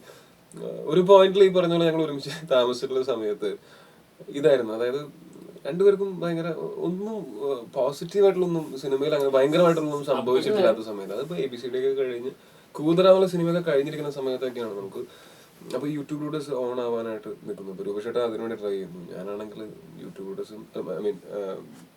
കൂതറാനായിട്ട് പിന്നെ അങ്ങോട്ട് പടമൊന്നും ആയിട്ടില്ല, അങ്ങനെ പറയത്തക്ക ഒരു അച്ചീവ്മെന്റും ഇല്ല. അങ്ങനെ നിൽക്കുന്ന സമയത്തൊക്കെയാണ് ഇനിയൊരു അവസരം വരുമോ, വന്നാൽ അത് എങ്ങനെയായിരിക്കും, നമുക്ക് ഒരു ബ്രേക്ക് കിട്ടുക എന്നുള്ളത്. സിനിമയിൽ വരുമ്പോ എല്ലാവർക്കും ഒന്ന് മുഖം കാണിക്കുക എന്നുള്ളതായിരിക്കും. സെക്കൻഡ് തിങ് എന്ന് പറഞ്ഞാൽ ഒരു ബ്രേക്ക് കിട്ടുക എന്നുള്ളതാണ്. അത് കഴിഞ്ഞാൽ പിന്നെ എന്താ പറയാ, ആ ബ്രേക്ക് കിട്ടിയത് നിലനിർത്തുക എന്നുള്ളതാണ് ഏറ്റവും വലിയ പ്രശ്നം. അപ്പോൾ ഇതുപോലെ ഞാൻ രൂപേഷേട്ടൻ്റെ അടുത്ത് എപ്പോഴും ഞാൻ ഭയങ്കര ആങ്ഷ്യസ് ആയിരുന്നു പലപ്പോഴും. ഇവിടെ മറ്റേ സിനിമയിൽ അഭിനയിക്കാൻ ഇറങ്ങി തിരിച്ചിട്ട് അവസാനം എവിടെ എത്താതെ തിരിച്ചു പോയാൽ വന്നിടത്തുനിന്നും ഇറങ്ങുകയും ചെയ്തു. അതെ, ജോലിയൊക്കെ കളഞ്ഞു തിരിച്ചു പോയാൽ എനിക്ക് വേറൊരു പണിയും ചെയ്യാനും അറിയാൻ പാടില്ല. ഇതും ഭയങ്കരമായിട്ട് അറിയാമെന്നല്ല, പക്ഷെ കുറച്ചെങ്കിലും അറിയാവുന്ന ഇതാണ് എനിക്ക് ചെയ്തിട്ടുള്ളത്. അപ്പോ രൂപേഷേട്ടത് ഞാൻ എപ്പോഴും ചോദിക്കുന്നത്, നമ്മള് മറ്റേ തോറ്റുപടങ്ങേണ്ടി വരുമോ എന്നുള്ളൊരു, അത് ശരിക്കും അത് ഭയങ്കര ഇമോഷണൽ സീനാണ്. തോറ്റുപടങ്ങേണ്ടി വരുമോ? അപ്പൊ പുള്ളിയുടെ ഉള്ളിലെ ടെൻഷനുള്ളപ്പോ പുള്ളി എന്താ ചെയ്യാന്നറിയോ, മറ്റേ മുന്നമായി MBBS പുള്ളി പൊട്ടിച്ചിരിക്കും. പുള്ളി പൊട്ടിച്ചിരിച്ച് ഭയങ്കര ഹാപ്പിയായിട്ട് സംസാരിക്കുന്നത് കണ്ടാലും പുള്ളി നല്ല ടെൻഷൻ. പുള്ളി പറഞ്ഞതെന്ന് വെച്ചാല് എപ്പോഴും പറയുന്നതാണ് എന്റെ അടുത്ത്, ഞാൻ എപ്പോ ചോദിച്ചാലും പുള്ളിക്ക് ഈ ഒരു ഉത്തരവുള്ളൂ. 2012 നമ്മൾ തമ്മിൽ കാണുമ്പോ നീ എവിടെയായിരുന്നു എന്നൊരു ഓർമ്മയുണ്ടോ? ഓർമ്മയുണ്ട്. അത് വെച്ച് നോക്കുമ്പോ നീ ഒരുപാട് ദൂരം വന്നില്ലേ? വന്നു. അപ്പൊ ഇനി വരണ്ട ആ സമയത്ത് നടക്കും. അത് രൂപേഷേട്ടൻ എപ്പോഴും പറഞ്ഞിട്ടുള്ള ഒരു കാര്യമാണ്. പിന്നെ ഈ ലാസ്റ്റ് ആ ചോദ്യം എന്ന് പറഞ്ഞാൽ ഒരു തമാശക്ക് ചോദിച്ചിരിക്കുന്നതാണ്. ഞാൻ പുള്ളിയോട് ചോദിച്ചു, പടം കേറി കൊടുത്തോ? പുള്ളി പിന്നെ സ്റ്റാർ ആവൂലേ? ഇതെന്ന് പറയുന്നത് ഈ പറഞ്ഞ പോലെ അത് മറ്റേ യൂട്യൂബേഴ്സിലെ ടൊവിനോ പറയുന്നത് ഭയങ്കര നിഷ്കളങ്കത കൊണ്ട് വരുന്ന ഒരു ചോദ്യമാണിത്. സ്റ്റാർ ആവൂലേ എന്നൊക്കെ ചോദിക്കുന്നത്. അത് അതിനുള്ളൊരു കാരണമുണ്ട്. അതായത് ആ ചോദ്യത്തിനുള്ളൊരു കാരണം എന്ന് പറഞ്ഞാല് എനിക്ക് ചെയ്യാൻ ആഗ്രഹമുള്ള തരം സിനിമകൾ മലയാളത്തില് സ്ഥിരമായിട്ട് കണ്ടുവരുന്ന അല്ലാത്ത പാറ്റേൺ ഉള്ള ചില സിനിമകൾ എനിക്ക് സ്ക്രിപ്റ്റ് കേട്ടിട്ട് ഭയങ്കര ഇഷ്ടപ്പെട്ടു. അതിന് പ്രൊഡ്യൂസർ കിട്ടിയിട്ടില്ലാത്തൊരു സമയമുണ്ട്. അതിനുള്ള ഇപ്പൊ പ്രൊഡ്യൂസർ ആയി എന്നുള്ളത് വേറെ സത്യം, പക്ഷെ അന്ന് പ്രൊഡ്യൂസർ ഇല്ലായിരുന്നു അതിനൊന്നും. അങ്ങനെയുള്ളൊരു സമയത്ത് ഞാൻ രൂപേഷേട്ടനായിട്ട് ഇങ്ങനെ സംസാരിക്കുമ്പോൾ, എന്താ ചേട്ടാ നമ്മൾ അങ്ങനെ ഒരു പരീക്ഷണ സിനിമകളൊന്നും ഇവിടെ വരാത്തത്? അപ്പൊ പറയുന്നത്, നീ സ്റ്റാർ അല്ല, സ്റ്റാർ വാല്യൂ ഇല്ല. സ്റ്റാർ വാല്യൂ ഇല്ലെങ്കിൽ എങ്ങനെയാണ്, എന്ത് ധൈര്യത്തിലാണ് പ്രൊഡ്യൂസർ നിന്നെ വെച്ചൊരു പടം ചെയ്യുക? ഫസ്റ്റ് ദിവസം അതിൽ തിയേറ്ററിൽ കയറി ആള് കാണുമെന്ന് എന്താണ് ഉറപ്പ്? ഈ സിനിമ ഇറങ്ങുന്നത് ശ്രദ്ധിക്കപ്പെടാതെ പോയാൽ എന്ത് ചെയ്യും? പൈസ കൊടുക്കുന്ന ആൾക്ക് അയാളുടേതായിട്ടുള്ള ടെൻഷൻസും കൺസേൺസും ഉണ്ട്. അപ്പൊ പിന്നെ അപ്പൊ പിന്നെ ഞാൻ എന്ത് ചെയ്യണം, എനിക്ക് ഇഷ്ടമുള്ള തരം സിനിമകൾ ചെയ്യണമെങ്കിൽ നീ സ്റ്റാർ ആവണം എന്ന് പറഞ്ഞിട്ടുണ്ട് മുമ്പ്. അതുകൊണ്ട് ഞാൻ ചോദിക്കുന്നതാണ്. അപ്പൊ എല്ലാം ഓക്കെ ആവല്ലേ, സ്റ്റാർ ആവല്ലേ എന്ന് ചോദിക്കുന്നത്. സ്റ്റാർ എന്ന് പറയുന്നത് ഒരു ആ ഒരു പ്രയോഗം എന്ന് പറയുന്നത് ആകാശത്തിരിക്കുന്ന ഏതോ നക്ഷത്രത്തിന്റെ പോലെ. അതാണ് ഒരിക്കലും അങ്ങനെ ഒരാളാണെന്ന് ഞാൻ വിചാരിച്ചിട്ടില്ല. രൂപേഷിന്റെ ലാസ്റ്റ് ക്വസ്റ്റ്യന്റെ ആൻസർ ഇപ്പൊ എന്താണ്? ഇപ്പൊ ഈ പറഞ്ഞ പോലെ പ്രൊഡ്യൂസറായി ആ സിനിമകൾക്കൊക്കെ സ്റ്റാർ ഒന്നുമില്ല.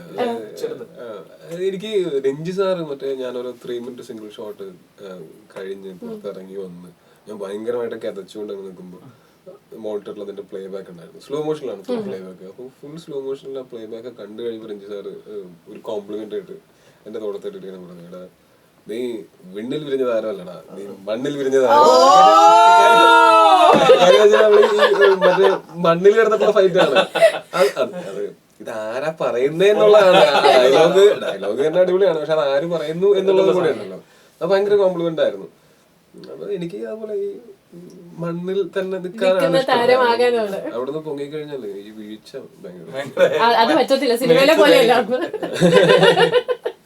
അതിന്റെ ഇടയ്ക്ക് നാടക പാരമ്പര്യമൊക്കെ ഉണ്ടല്ലോ. നാടകത്തിൽ അഭിനയിച്ച് സ്ക്രിപ്റ്റ് ചെയ്ത് അതിന്റെ ഇടയ്ക്ക് അലക്കി തേഞ്ഞ് പോയ ഒരു സ്ക്രിപ്റ്റ് എന്തായിരുന്നു? ട്രാജഡി കഥയാണത്. ട്രാജഡി കഥ അവർക്ക് അഭിനയമോഹമൊക്കെ ഉണ്ട് ഭയങ്കരമായിട്ട്. ഇതൊരു +2 പഠിക്കുന്ന സമയത്താണ്. അതായത് അഭിനയമോഹം ഭയങ്കരമായിട്ടുണ്ട്. പക്ഷെ ഇത് ആരോടെങ്കിലും പറഞ്ഞാൽ കളിയാക്കും. പിന്നെ അന്ന് ഞാൻ സ്കൂൾ ലീഡറായിരുന്നു ആ സമയത്ത്. അപ്പൊ ഞാൻ ഹൗസ് ക്യാപ്റ്റൻ കൂടെയാണ്, ഒരു പെർട്ടിക്കുലർ ഹൗസിന്റെ ക്യാപ്റ്റനാണ്. അപ്പൊ എനിക്ക് തീരുമാനം എടുക്കാവുന്ന ഒരു സാഹചര്യമുണ്ടല്ലോ. അപ്പൊ ഞാൻ വിചാരിച്ചു എന്നാ ഞാൻ പൊളിക്കും വിചാരിച്ചിട്ട് മറ്റേ ഞാൻ തന്നെ ഇരുന്നൊരു നാടകമൊക്കെ എഴുതി എന്ന് പറഞ്ഞാല് നമ്മള് ഭയങ്കര ക്ലീഷ ഒരു നാടകമാണ്. ഭയങ്കര അത് ഞാൻ പറഞ്ഞില്ല, ഞാൻ കളിയാക്കും. പറയട്ടെ, അന്നും ഉണ്ടായിരുന്നു ഈ മറ്റേ ക്യാരക്ടറിന്റെ ഗ്രാഫ് വേണമെന്ന് ഭയങ്കര ആഗ്രഹം ഉണ്ടായിരുന്നു. മറ്റേ പാവം അലമ്പാവുന്നു പിന്നെ നന്നാവുന്നു ഇങ്ങനെ ഒരു മറ്റേ രജനീകാന്ത് സിനിമകളിലുള്ള പോലെ പുള്ളി എന്തായാലും എല്ലാ സിനിമയിലും പണക്കാരനായിട്ടും ഉണ്ടാവും പാവപ്പെട്ടവനായിട്ടും ഉണ്ടാവും. ഈ ഒരു ഗ്രാഫില്ലേ, ഈ ഒരു ഗ്രാഫ് അതിലുണ്ടായിരുന്നു ഞാൻ എഴുതിയതില്. അപ്പൊ എനിക്ക് നോക്കിയപ്പോ ഓക്കെ ആയിരുന്നു, അത് പെർഫെക്റ്റ്. അതെ, ഞാനപ്പോ ഇത് അങ്ങോട്ട് നമുക്ക് നാടകമായിട്ട് അവതരിപ്പിച്ചാലോ എന്ന് പറഞ്ഞപ്പോ ഞങ്ങളുടെ ഹൗസിന്റെ ഇൻചാർജ് ആയിട്ടുള്ള ടീച്ചർ പറഞ്ഞു കലാമൂല്യമില്ല അപ്പോഴേ റിജക്ട് ചെയ്തില്ല. എന്നാ പിന്നെ നിങ്ങൾ കലാമൂല്യമുള്ള ഉണ്ടാക്കിയത്, പക്ഷെ ഉണ്ടാക്കുമ്പോ എന്നെ അത് മറ്റേ ഞാൻ നായകനായിരുന്നു, എന്നെ നായകനാക്കണം എന്ന് പറഞ്ഞപ്പോ നോക്കാം എന്നൊക്കെ പറഞ്ഞിട്ട് ഏതൊരു സംസ്കൃത നാടകം എടുത്തിട്ട് ഇവര് മലയാളത്തിലേക്ക് തർജ്ജമയൊക്കെ ചെയ്തിട്ട് കൊണ്ടുവന്നു. ഞാൻ പറഞ്ഞു ഓക്കെ ശരി, സംസ്കൃത നാടകം അപ്പൊ പറഞ്ഞു പക്ഷെ ഇതില് നായകന്റെ ക്യാരക്ടർ നിനക്ക് മാച്ച് ആവില്ല, ഒരു പാവം പിടിച്ച ബ്രാഹ്മണ ബാലനാണ്, കൊള്ളക്കാരനുണ്ട് വില്ലൻ, അത് വേണ്ടെന്ന് പറഞ്ഞ നാടകത്തിന് ഔട്ടാവും എന്നുള്ളതുകൊണ്ട് മനസ്സിലാവും ഞാൻ എടുത്തു. ഓക്കെ കൊള്ളക്കാരൻ നമ്മള് നെഗറ്റീവ് റോളെങ്കിൽ നെഗറ്റീവ് റോള് അതിൽ എക്സ്ട്രീമില് പോവാം എന്ന് വിചാരിച്ചിട്ട് അങ്ങനെ സ്ക്രിപ്റ്റ് ഒക്കെ എഴുതി വന്ന് മറ്റേ നോട്ട്ബുക്കിന്റെ പേജുകളിലാണ് സ്ക്രിപ്റ്റ് ഒക്കെ എഴുതിയത്. എന്നിട്ട് എന്റെ ഒരു കൂട്ടുകാരുണ്ട് വിജീഷ് എന്ന് പറഞ്ഞിട്ട്, അവനാണ് ബ്രാഹ്മണ ബാലനായിട്ട് അഭിനയിക്കുന്നത്. അപ്പൊ അവനാണ് ഡയലോഗ് കൂടുതൽ. അപ്പൊ നമ്മൾ 1-2 പ്രാവശ്യം അന്ന് മറ്റേ ക്ലാസ് റൂമിനകത്ത് മറ്റേ റിഹേഴ്സൽ ചെയ്ത് നോക്കി, ഫുൾ എല്ലാവരും കൂടെ നിന്നിട്ട് ടീച്ചറിന്റെ മേൽനോട്ടത്തില്. ക്ലാസ് റൂമിനകത്ത് റിഹേഴ്സൽ ചെയ്യുന്ന പോലെ അല്ല സ്റ്റേജിൽ കയറുമ്പോൾ, അതൊരു കാര്യമുണ്ട്. അപ്പൊ ക്ലാസ് റൂമിനകത്ത് എല്ലാവരും ഫുൾ കോൺഫിഡൻസ്, കാണികളൊന്നുമില്ലല്ലോ, ഭയങ്കര കട്ട അഭിനയവും ഡയലോഗ്സ് ഒക്കെ കാണപ്പാടമായിട്ട് പഠിച്ചു. ഓക്കെ റെഡി, കാണപ്പാടം പഠിക്കാൻ വെച്ചാൽ ഒരു ഒഴുക്കിനുള്ളത് പോകുന്നുണ്ട്, പിന്നെ കുറെയൊക്കെ കഴിഞ്ഞിട്ട് പോകുന്നുണ്ട് പ്രശ്നമില്ലാതെ. അപ്പൊ ഏറ്റവും കൂടുതൽ ഡയലോഗ് ഉള്ളത് ഇവനായതുകൊണ്ട് ഇവന് പഠിക്കാൻ വേണ്ടിട്ട് ഈ സ്ക്രിപ്റ്റ് അങ്ങോട്ട് കൊടുത്തയച്ചു. ഇവൻ ഈ സ്ക്രിപ്റ്റ് 8 മടക്കി പോക്കറ്റിൽ ഇട്ടിട്ട് വീട്ടിൽ പോയിട്ട് ആ പാന്റ് ഊരി അലക്കാനിട്ടു. അമ്മ പാന്റ് അലക്കി, അതോടെ സ്ക്രിപ്റ്റ് ഇല്ല. ഇവൻ പിറ്റേ ദിവസം വന്നിട്ട് പറയാണ് അമ്മ സ്ക്രിപ്റ്റ് അലക്കി എന്ത് ചെയ്യും. അപ്പൊ നമുക്കെന്ന് വെച്ചാല് ദേഷ്യമുണ്ട്, പക്ഷെ കുഴപ്പമില്ല, നമ്മൾ 2 റിഹേഴ്സൽ ചെയ്തു തന്നെ ഡയലോഗ്സ് ഒക്കെ ചെയ്തു നോക്കാം. ചെയ്തു നോക്കി ഈ ഒരു ക്ലോസ് റൂമിനകത്ത് ചെയ്യുമ്പോൾ ഒരു കുഴപ്പമില്ല, ഭയങ്കര അടിപൊളിയായിട്ട് ചെയ്തു. ഓക്കെ പക്ക എന്നൊക്കെ പറഞ്ഞിട്ട് ഈ ദിവസം വന്നു ആനുവൽ ഡേക്ക് കണ്ടാണ്, ആനുവൽ ഡേക്ക് യൂത്ത് ഫെസ്റ്റിവലോ എന്താ പരിപാടിയാണ്. എന്നിട്ട് ഞാൻ മറ്റേ കൊള്ളക്കാരന്റെ വേഷമൊക്കെ ആയിട്ട് മറ്റേ മീശയൊക്കെ വരച്ച് വാളൊക്കെ ഒരു കലക്കലൊരു വാളൊക്കെ കൊണ്ടുവന്നിട്ടുണ്ടായിരുന്നു. ആ വാളൊക്കെ പിടിച്ച് റെഡി ആയിട്ട് നിൽക്കാണ്. മറ്റവൻ ബ്രാഹ്മണ ബാലനായിട്ടൊക്കെ അഭിനയിച്ചോണ്ടിരിക്കുന്നുണ്ട്. തുടക്കത്തിൽ തന്നെ പണി പാടി തുടങ്ങി. കാര്യം ചെന്ന് കയറിയപ്പോ തന്നെ എല്ലാരും അന്താളിച്ചു. അയ്യോ, ക്ലാസ് റൂമിനകത്ത് ചെയ്യുന്ന പോലെ അല്ലല്ലോ, ഇവിടെ നിറച്ച ആൾക്കാർ നോക്കിയിരിപ്പുണ്ട്. അങ്ങനെ തുടങ്ങി കഴിഞ്ഞപ്പോ എന്റെ ഡയലോഗ് മറ്റോ കയറി പറയും, അവന്റെ ഡയലോഗ് ഞാൻ കയറി പറയും. ഇങ്ങനത്തെ പരിപാടിയിലൊക്കെ പ്രശ്നമായിട്ട് കുഴപ്പമില്ലാതെ അങ്ങനെ പൊക്കോണ്ടിരിക്കുകയാണ്. അപ്പൊ ബ്രാഹ്മണപാലിന്റെ അച്ഛനായിട്ട് അഭിനയിക്കുന്ന എന്റെ വേറൊരു കൂട്ടുകാരനാണ്.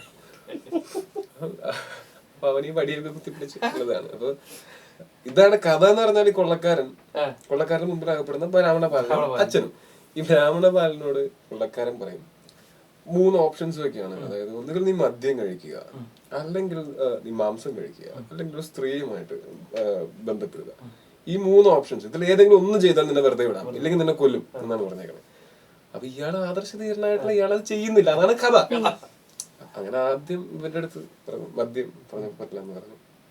അപ്പൊ അതായത് മദ്യം എന്ന് പറഞ്ഞാൽ നമ്മൾ ഈ കുടത്തിൽ കള്ളു കൊടുക്കുന്ന പോലെ. അപ്പൊ അവനെ നിർബന്ധിക്കുമ്പോ അവനെ കുട എറിഞ്ഞ് പൊട്ടിക്കുന്നതാണ്. അത് എന്റെ കാലിലെറിഞ്ഞ് പൊട്ടിച്ചു. അപ്പൊ ചെറിയൊരു പോറലൊക്കെ കാലിന് പറ്റിയിട്ടുണ്ട്. ഇവന്മാര് കള്ളിന് പകരം മോരുമെള്ളാണ് വെച്ചിരിക്കുന്നത്. നല്ല മുളകിട്ട മോരുമെള്ളം മുറിഞ്ഞ കാല്. അപ്പൊ നീറ്റിലും കൂടെ ആയപ്പോ പിന്നെ കോൺസെൻട്രേഷൻ കുറച്ച് അങ്ങോട്ടും പോയി. ഇനി എന്ത് ചെയ്യും? എന്നാലും കുഴപ്പമില്ല, അഡ്ജസ്റ്റ് ചെയ്ത് പൊക്കോണ്ടിരിക്കാണ്. എന്തെങ്കിലും ഒരു ഗ്യാപ്പ് കിട്ടി കഴിഞ്ഞാല്, അതായത് ഡയലോഗ് ആരെങ്കിലും മറന്നു പോയി കഴിഞ്ഞാൽ അവിടെ ഒരു കൂട്ടുകാരുണ്ടാവും, അവന് ചിരിച്ചത് അങ്ങോട്ട് ഫില്ല് ചെയ്തേളെ. അപ്പൊ അങ്ങനെയാണ് പൊക്കോണ്ടിരിക്കുന്നത്. ഒരു ഭാണ്ഡം തുറക്കുന്ന സീനുണ്ട്. ഭാണ്ഡം തുറന്നു നോക്കിയിട്ട് ഇതിനകത്ത് ഒന്നുമില്ല എന്നൊരുത്തം പറയണം. അവനാണെങ്കിലും ഭാണ്ഡം കൈ കിട്ടിയപ്പോ ഇതിനകത്ത് ഒന്നുമില്ല എന്നാണ് തുറക്കുന്നത്. അപ്പൊ ഇങ്ങനത്തെ കുറെ പ്രശ്നങ്ങളൊക്കെ ആയിട്ട് ഈ ബ്രാഹ്മണപാലനെ ഞാൻ ഉപദ്രവിക്കാൻ ശ്രമിക്കുമ്പോ അച്ഛൻ വന്ന് തടയുമല്ലോ. ഞാൻ അച്ഛനെ കഴുത്തിന് പിടിച്ചിട്ട് തള്ളു. ഇവൻ സ്റ്റേജിന് പുറത്തേക്ക്, സ്റ്റേജിന്റെ ഫ്രണ്ടിലേക്ക് എന്ന് പറഞ്ഞാൽ കുറച്ച് ആഴത്തിൽ, അതായത് ആളുകൾ ഇരിക്കുന്ന സ്ഥലമുണ്ട്. ഇവൻ അങ്ങോട്ട് വീണില്ല, നമ്മള് മറ്റേ വടിയൊക്കെ കുത്തിങ്ങനെ നിന്നിട്ട് തിരിഞ്ഞ് തന്നെ ഒന്ന് നോക്കി. അപ്പൊ ഞാൻ മറ്റേ സോറി എന്നുള്ള എക്സ്പ്രഷനിലാണ് നിൽക്കുന്നത്. ഇതൊക്കെ സ്റ്റേജിന്റെ പുറത്താണ് നടക്കുന്നത്. അപ്പൊ മൊത്തത്തിൽ കയ്യിൽ നിന്ന് പോയി. എന്നിട്ട് ഞാൻ മറ്റേ ഇവരോട് പറയാണ്, ശരിക്കും ഡയലോഗ് എന്ന് പറഞ്ഞാൽ ഇതിന്റെ അവസാനത്തെ അവസരമാണ്, ഇതിൽ നീ ചെയ്തു കഴിഞ്ഞാൽ നിന്നെ വെറുതെ വിടാം എന്നുള്ളതാണ്. അപ്പൊ ഡയലോഗൊന്നും കാണാപ്പാടമല്ല ശരിക്കും പറഞ്ഞാൽ, കയ്യിൽ നിന്നിരുന്നതാണല്ലോ. ഞാൻ നമ്മുടെ കൊളോക്കിയൽ ലാംഗ്വേജില് ഈ പുരാണ സംസ്കൃത നാടകത്തില് ഞാൻ ഇതിന്റെ ലാസ്റ്റ് ചാൻസ് എന്ന് പറയാൻ പാടില്ല. കാര്യം വെച്ചാൽ കൊള്ളക്കാരൻ, സ്കൂളിൽ പോയില്ലാത്ത കൊള്ളക്കാരൻ, ഇംഗ്ലീഷ് അറിയാത്ത കൊള്ളക്കാരൻ, പുരാതന കാലം. ലാസ്റ്റ് ചാൻസ് എന്ന് പറഞ്ഞപ്പോഴത്തേക്കും ഓക്കെ കയ്യിന്ന് പോയി എന്ന് മനസ്സിലായി. ശരിക്കും ആളുകൾ ശ്രദ്ധിച്ചിട്ടുണ്ടായിരുന്നില്ല. അത് ഞാൻ പക്ഷെ ഭയങ്കര കോൺഷ്യസ് ആയിട്ട് ഞാൻ അപ്പൊ തന്നെ കർട്ടനിട്ടോ എന്ന് പറഞ്ഞു. ഡയലോഗ് കംപ്ലീറ്റ് ചെയ്തില്ല. ലാസ്റ്റ് ചാൻസ് കുളമായി. ഇനി ആദ്യം പുതിയ തുടങ്ങാൻ പറ്റാണ്ട് വേറെ ഓപ്ഷൻ ഇല്ല. അപ്പൊ എനിക്ക് അവിടെ നിന്ന് ഇങ്ങനെ ഇറങ്ങി ഓടിയാൽ മതിയായി. അപ്പൊ ഈ അവസാനം ഞാൻ പറഞ്ഞു കർട്ടനിട്ടോ പറഞ്ഞു. ആ തെണ്ടിയുടെ കർട്ടൻ ഇട്ടില്ല. അത് പറഞ്ഞതിന് ശേഷം കുറെ നേരം ഞങ്ങൾ സ്റ്റേജിൽ അങ്ങോട്ടും ഇങ്ങോട്ടൊക്കെ നോക്കി നിന്ന് എങ്ങനെയൊക്കെയോ നാടകം അവസാനിപ്പിച്ച് ഇറങ്ങി. പിറ്റേ ദിവസം എന്നെ കാണുമ്പോ തന്നെ, അതായത് ഞാൻ സ്കൂൾ ലീഡറൊക്കെയാണ്, സ്കൂളിലേക്ക് കയറി വരുമ്പോ തന്നെ ചെറിയ പിള്ളേര് വരെ എല്ലാരും കണ്ടല്ലോ നാടകം. പിന്നെ പക്ഷെ അതില് തൊലിക്കെട്ടി ഭയങ്കര കൂടി. അതോട് കൂടിയിട്ട് ഇതിൽ പരം ഒന്നും നടക്കാനില്ല. ആരോടെങ്കിലും എന്തെങ്കിലും ഒരു ഗുസ്തി പിടിക്കണോന്നൊക്കെ ഈ സ്കൂൾ ടൈമിലോ കോളേജ് ടൈമിലോ അത് കഴിഞ്ഞോ തോന്നിയിട്ടുണ്ടായിരുന്നു? തല്ലണമെന്ന് ഞാൻ പൊതുവെ ഒരു ശരിക്കും അങ്ങനെ തല്ലണമെന്ന് തോന്നിയിട്ടൊക്കെ തല്ലിയിട്ടുണ്ട്. ഉണ്ടോ? റിയാക്ട് ചെയ്യും? വിളിച്ചോണ്ടിരിക്കില്ല? പിന്നെ വെച്ചോണ്ടിരിക്കില്ല. അല്ല, അത് തല്ലുക എന്ന് പറഞ്ഞു കഴിഞ്ഞാല് ഒരു ഇടി എന്ന് പറഞ്ഞാൽ അങ്ങോട്ടും ഇങ്ങോട്ടും ഒക്കെ ഉണ്ടാവും. അങ്ങനെ പിന്നെ എനിക്ക് മറ്റേ ചെറുപ്പത്തില് എന്റെ പ്രായത്തിലുള്ള ആൾക്കാരെക്കാൾ കുറച്ചും കൂടെ കാര്യം ഞാൻ ചെറുപ്രായത്തിൽ തന്നെ ജിമ്മിലൊക്കെ പോയി തുടങ്ങി. ഞാൻ ഒരു എഞ്ചിനീയറിംഗ് കോളേജിൽ ഞാൻ ജോയിൻ ചെയ്യുമ്പോൾ ഫസ്റ്റ് ഇയറിൽ ഞാൻ 85 കിലോ ഉണ്ട്. അപ്പൊ അങ്ങനെയുള്ള സമയത്ത് പക്ഷെ ഞാൻ വെറുതെ അനാവശ്യമായിട്ട് ആൾക്കാർ ഉപദ്രവിക്കുക അങ്ങനത്തെ കാര്യങ്ങളൊന്നുമില്ല ഞാൻ പറയുന്നത്. അല്ല, നമ്മുടെ സുഹൃത്തുക്കളെ ആരെങ്കിലും അടിക്കാൻ വരുമ്പോ അവരെ തടയുക അങ്ങനത്തെ ഉള്ള കാര്യങ്ങളൊക്കെ ഇല്ലേ. കാര്യം അത് എന്റെ ഉത്തരവാദിത്വമാണ്.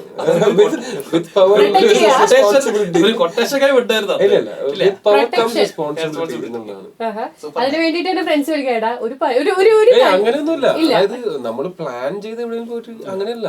ഒരു സിറ്റുവേഷൻ വന്നു കഴിഞ്ഞാൽ കൂട്ടുകാർക്ക് വേണ്ടിട്ട് നമ്മള് നിക്കണ്ടേ, അങ്ങനെ പക്ഷെ അത് വീട്ടിൽ നിന്ന് പുറത്താക്കുന്ന അവസ്ഥയൊക്കെ ഉണ്ടായിരുന്നു. പിന്നെ കൂട്ടുകാർക്ക് വേണ്ടി നിന്നിട്ട് പക്ഷെ എന്താ വെച്ചാല് ഒരു സ്കൂളിലൊക്കെ ഉണ്ടാവുന്ന ഫൈറ്റുകൾ അതുപോലെ ഒരു ചെറിയൊരു ഇടി ഉണ്ടാക്കി കഴിഞ്ഞപ്പോ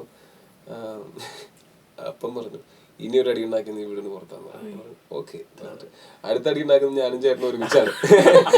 ആകെ രണ്ട്, അതായത് രണ്ടെണ്ണേ ഉള്ളൂ, പുറത്താക്കാൻ പറ്റില്ല. അതുകൊണ്ട് അപ്പൊ ഓക്കെ അത് കയറും. ഈ ഗോദയില് വന്നു ഗുസ്തിക്കാരനെ വീട്ടിലേക്ക് എങ്ങനെ ഉണ്ടായിരുന്നു ഈ പ്രാക്ടീസും റിഹേഴ്സലും ഇതൊക്കെ കണ്ടു?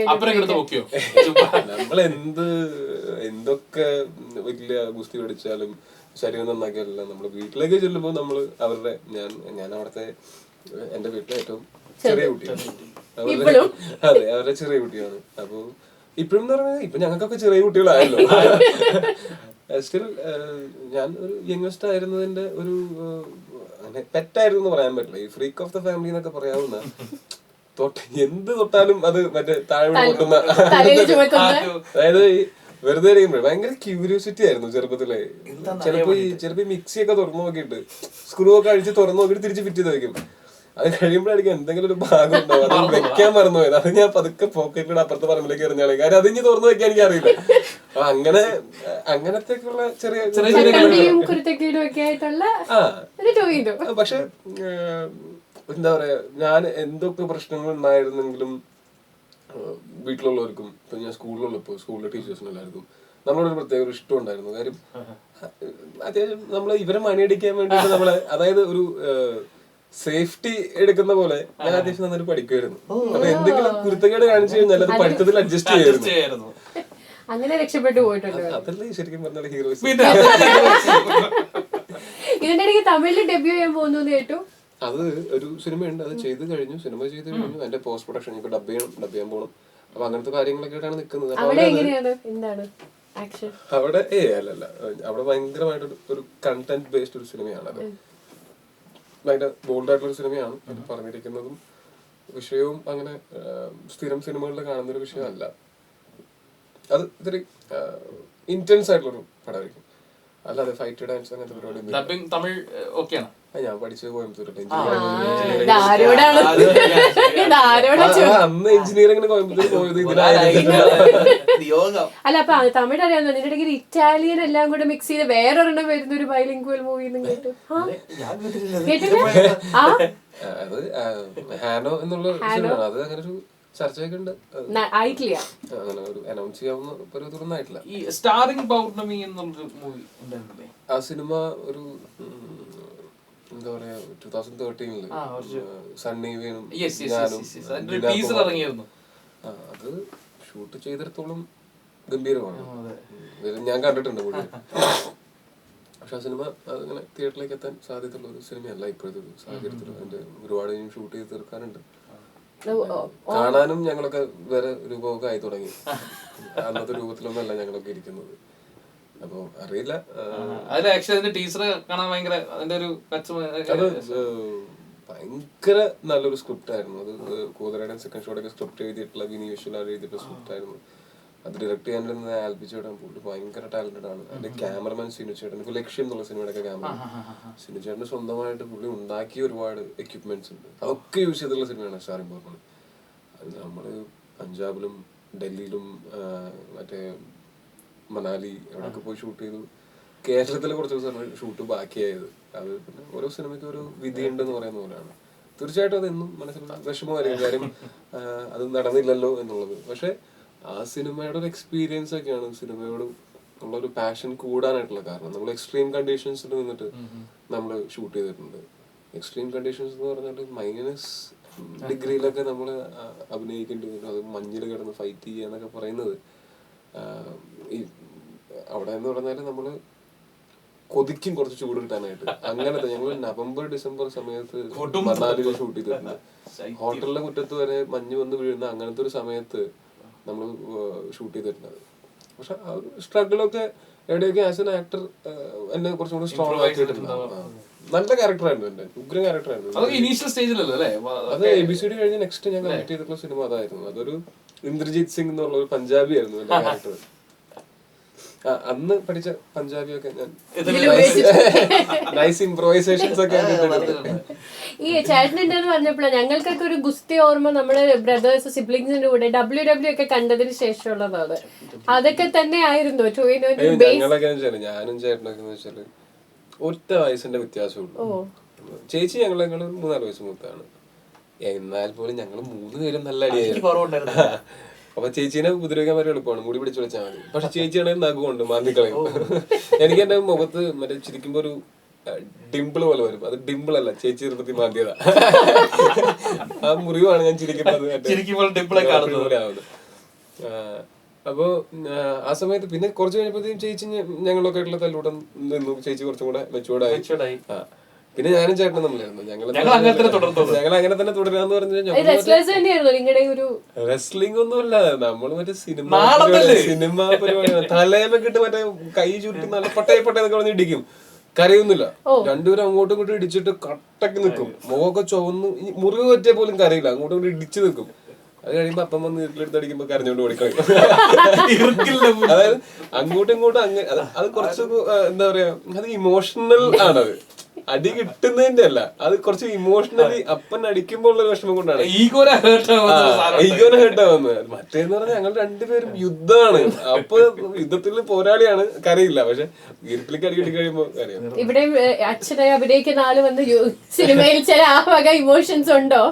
ചെറുത് അതിന്റെയൊക്കെ ചെറിയ ലൈറ്റ് ബിറ്റ്സ് ഒക്കെ ഉണ്ട്. പക്ഷെ ഇതില് ഇപ്പൊ എന്റെ ഒരു ഞാനൊരു 8ലും ചേട്ടനും 9 ആയപ്പോഴത്തേക്കും ഞങ്ങള് മറ്റേ united we stand divided we fall ഇത് ഞങ്ങൾ പഠിച്ചു.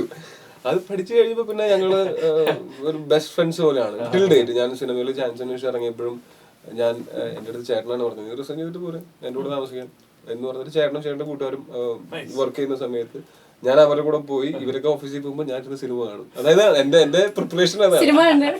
പിന്നെന്താ ഒരു പുതിയൊരു ഡയറക്ടറിനെ മീറ്റ് ചെയ്യാൻ പോകുമ്പോൾ അല്ലെങ്കിൽ ഓഡിഷൻ പോകുമ്പോൾ പുതിയ ഷർട്ട് വേണം. ഇതൊക്കെ ചേട്ടൻ്റെ ഇത് എന്ന് പറഞ്ഞാൽ ഇപ്പൊ എല്ലാവരും അവരുടെ സഹോദരങ്ങൾക്ക് വേണ്ടിയിട്ട് എത്രയും ചെയ്യുമോന്ന് അറിയില്ല. അത്രയും ചേട്ടൻ ചെയ്തിട്ടുണ്ട്. ചേട്ടൻ അങ്ങനെ വലിയൊരു ശമ്പളമുള്ള സമയത്തൊന്നും അല്ല ഞാൻ റിസൈൻ ചെയ്ത് വരുന്നത്. ഇപ്പൊ പുള്ളി അത്യാവശ്യം വെൽ സെറ്റിൽഡ് ആണ്. പക്ഷെ അന്ന് എന്ന് പറഞ്ഞാൽ പുള്ളിയുടെ ഒരു ഇത്തിരി മോശം അവസ്ഥയിൽ പോലും എത്രയാണോ ശമ്പളം അതിന്റെ ഒരു പകുതിയോളം എനിക്ക് വേണ്ടി, കാര്യം റെന്റായിട്ടും റെന്റിന്റെ ഷെയർ ആയിട്ടും പിന്നെ എല്ലാം കൊടുക്കേണ്ടി വന്നിട്ടുണ്ട്.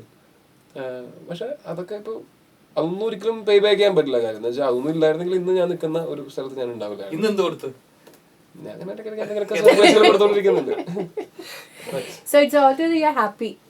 പിന്നെ സിനിമയിലേക്ക് വരിക എന്നുള്ളത് ഭയങ്കരമായിട്ടൊരു സ്വപ്നമായിരുന്നു. അത് വന്നപ്പോ തന്നെ നമ്മൾ ഹാപ്പിയാണ്. ദാസന്റെ അടുത്ത് പറയുന്ന പോലെ എല്ലാത്തിനും അതിന്റേതായ ഒരു സമയമുണ്ട് ദാസ. തീർച്ചയായിട്ടും അത് എനിക്കത് മനസ്സിലായത് എപ്പോഴാന്ന് വെച്ചാൽ നമ്മള് എല്ലാത്തിനും അതിൻ്റെതായ സമയമുണ്ട്. ശരിക്കും പറഞ്ഞാൽ നമുക്കൊരു സക്സസ് വരാനും അല്ലെങ്കിൽ നമുക്ക് എന്തെങ്കിലും ജീവിതത്തിൽ എന്തെങ്കിലും ബുദ്ധിമുട്ടുകൾ വരാനും ഒക്കെ ഒരു സമയമുണ്ട്, അതിനൊക്കെ ഒരു കാരണമുണ്ട്. ഇതൊരു അനുഭവത്തിൽ നിന്ന് പറയുകയാണ്. അതായത് ചില സമയത്തൊക്കെ നമ്മുടെ ജീവിതത്തിൽ ചില കാര്യങ്ങളൊക്കെ സംഭവിക്കുമ്പോൾ നമ്മൾ വളരെ തകർന്നു പോകും. അയ്യോ ഭയങ്കര കഷ്ടമായി പോയല്ലോ, എന്തുകൊണ്ട് എനിക്കിത് സംഭവിച്ചു എന്നൊക്കെ ആലോചിച്ചിട്ടുള്ള സമയമൊക്കെ ഉണ്ട്. പക്ഷെ അത് ഒരു 3-4 വർഷമൊക്കെ ചിലപ്പോൾ പെട്ടെന്ന് തന്നെ ഉണ്ടാവും, അല്ലെങ്കിൽ ചിലപ്പോൾ സമയം എടുത്തിട്ടായിരിക്കും, ചിലപ്പോൾ കുറേ വർഷങ്ങൾക്ക് ശേഷമായിരിക്കും അതൊരു ബ്ലെസ്സിങ് ഇൻ ഡിസ്ഗൈസ് ആയിരുന്നു എന്ന് നമ്മൾ തിരിച്ചറിയുന്നത്. ഇപ്പോൾ ഒരു സിനിമയിൽ അവസരം കിട്ടിയിട്ടാണ് ഞാൻ ജോലി റിസൈൻ ചെയ്ത് ഇറങ്ങുന്നത്. അപ്പോൾ അത് ഭയങ്കര ഒരു ഹോപ്പിലാണ് ഞാൻ നിന്നിരുന്നത്. പക്ഷെ അത് ഒരു പോയിന്റിൽ ഞാനൊന്നുമല്ല, വേറെ ആൾക്കാരാണ് അതിൽ ലീഡ് റോൾ ചെയ്യാൻ, ലീഡ് റോൾ എന്ന് പറഞ്ഞിട്ട് വന്നിട്ട് പിന്നെ ഞാനൊന്നുമല്ല, വേറെ ആൾക്കാരാണ് ലീഡ് റോൾ ചെയ്യാൻ പോകുന്നതെന്ന് അറിയുന്നത് അവരുടെ പൂജയുടെ സമയത്തൊക്കെയാണ്. അപ്പോൾ നമ്മൾ ഭയങ്കരമായിട്ട് തകർന്നു പോയത്. എന്തുകൊണ്ടാണ് നമുക്കിതിങ്ങനെ വന്നത്, ഞാൻ അത്ര ആത്മാർത്ഥമായിട്ടല്ലേ ഞാൻ ചെയ്തത്, എന്നിട്ട് എന്തുകൊണ്ടാണ് നമുക്ക് അങ്ങനെ ഒരു അവസരം കിട്ടാതെ പോയത്.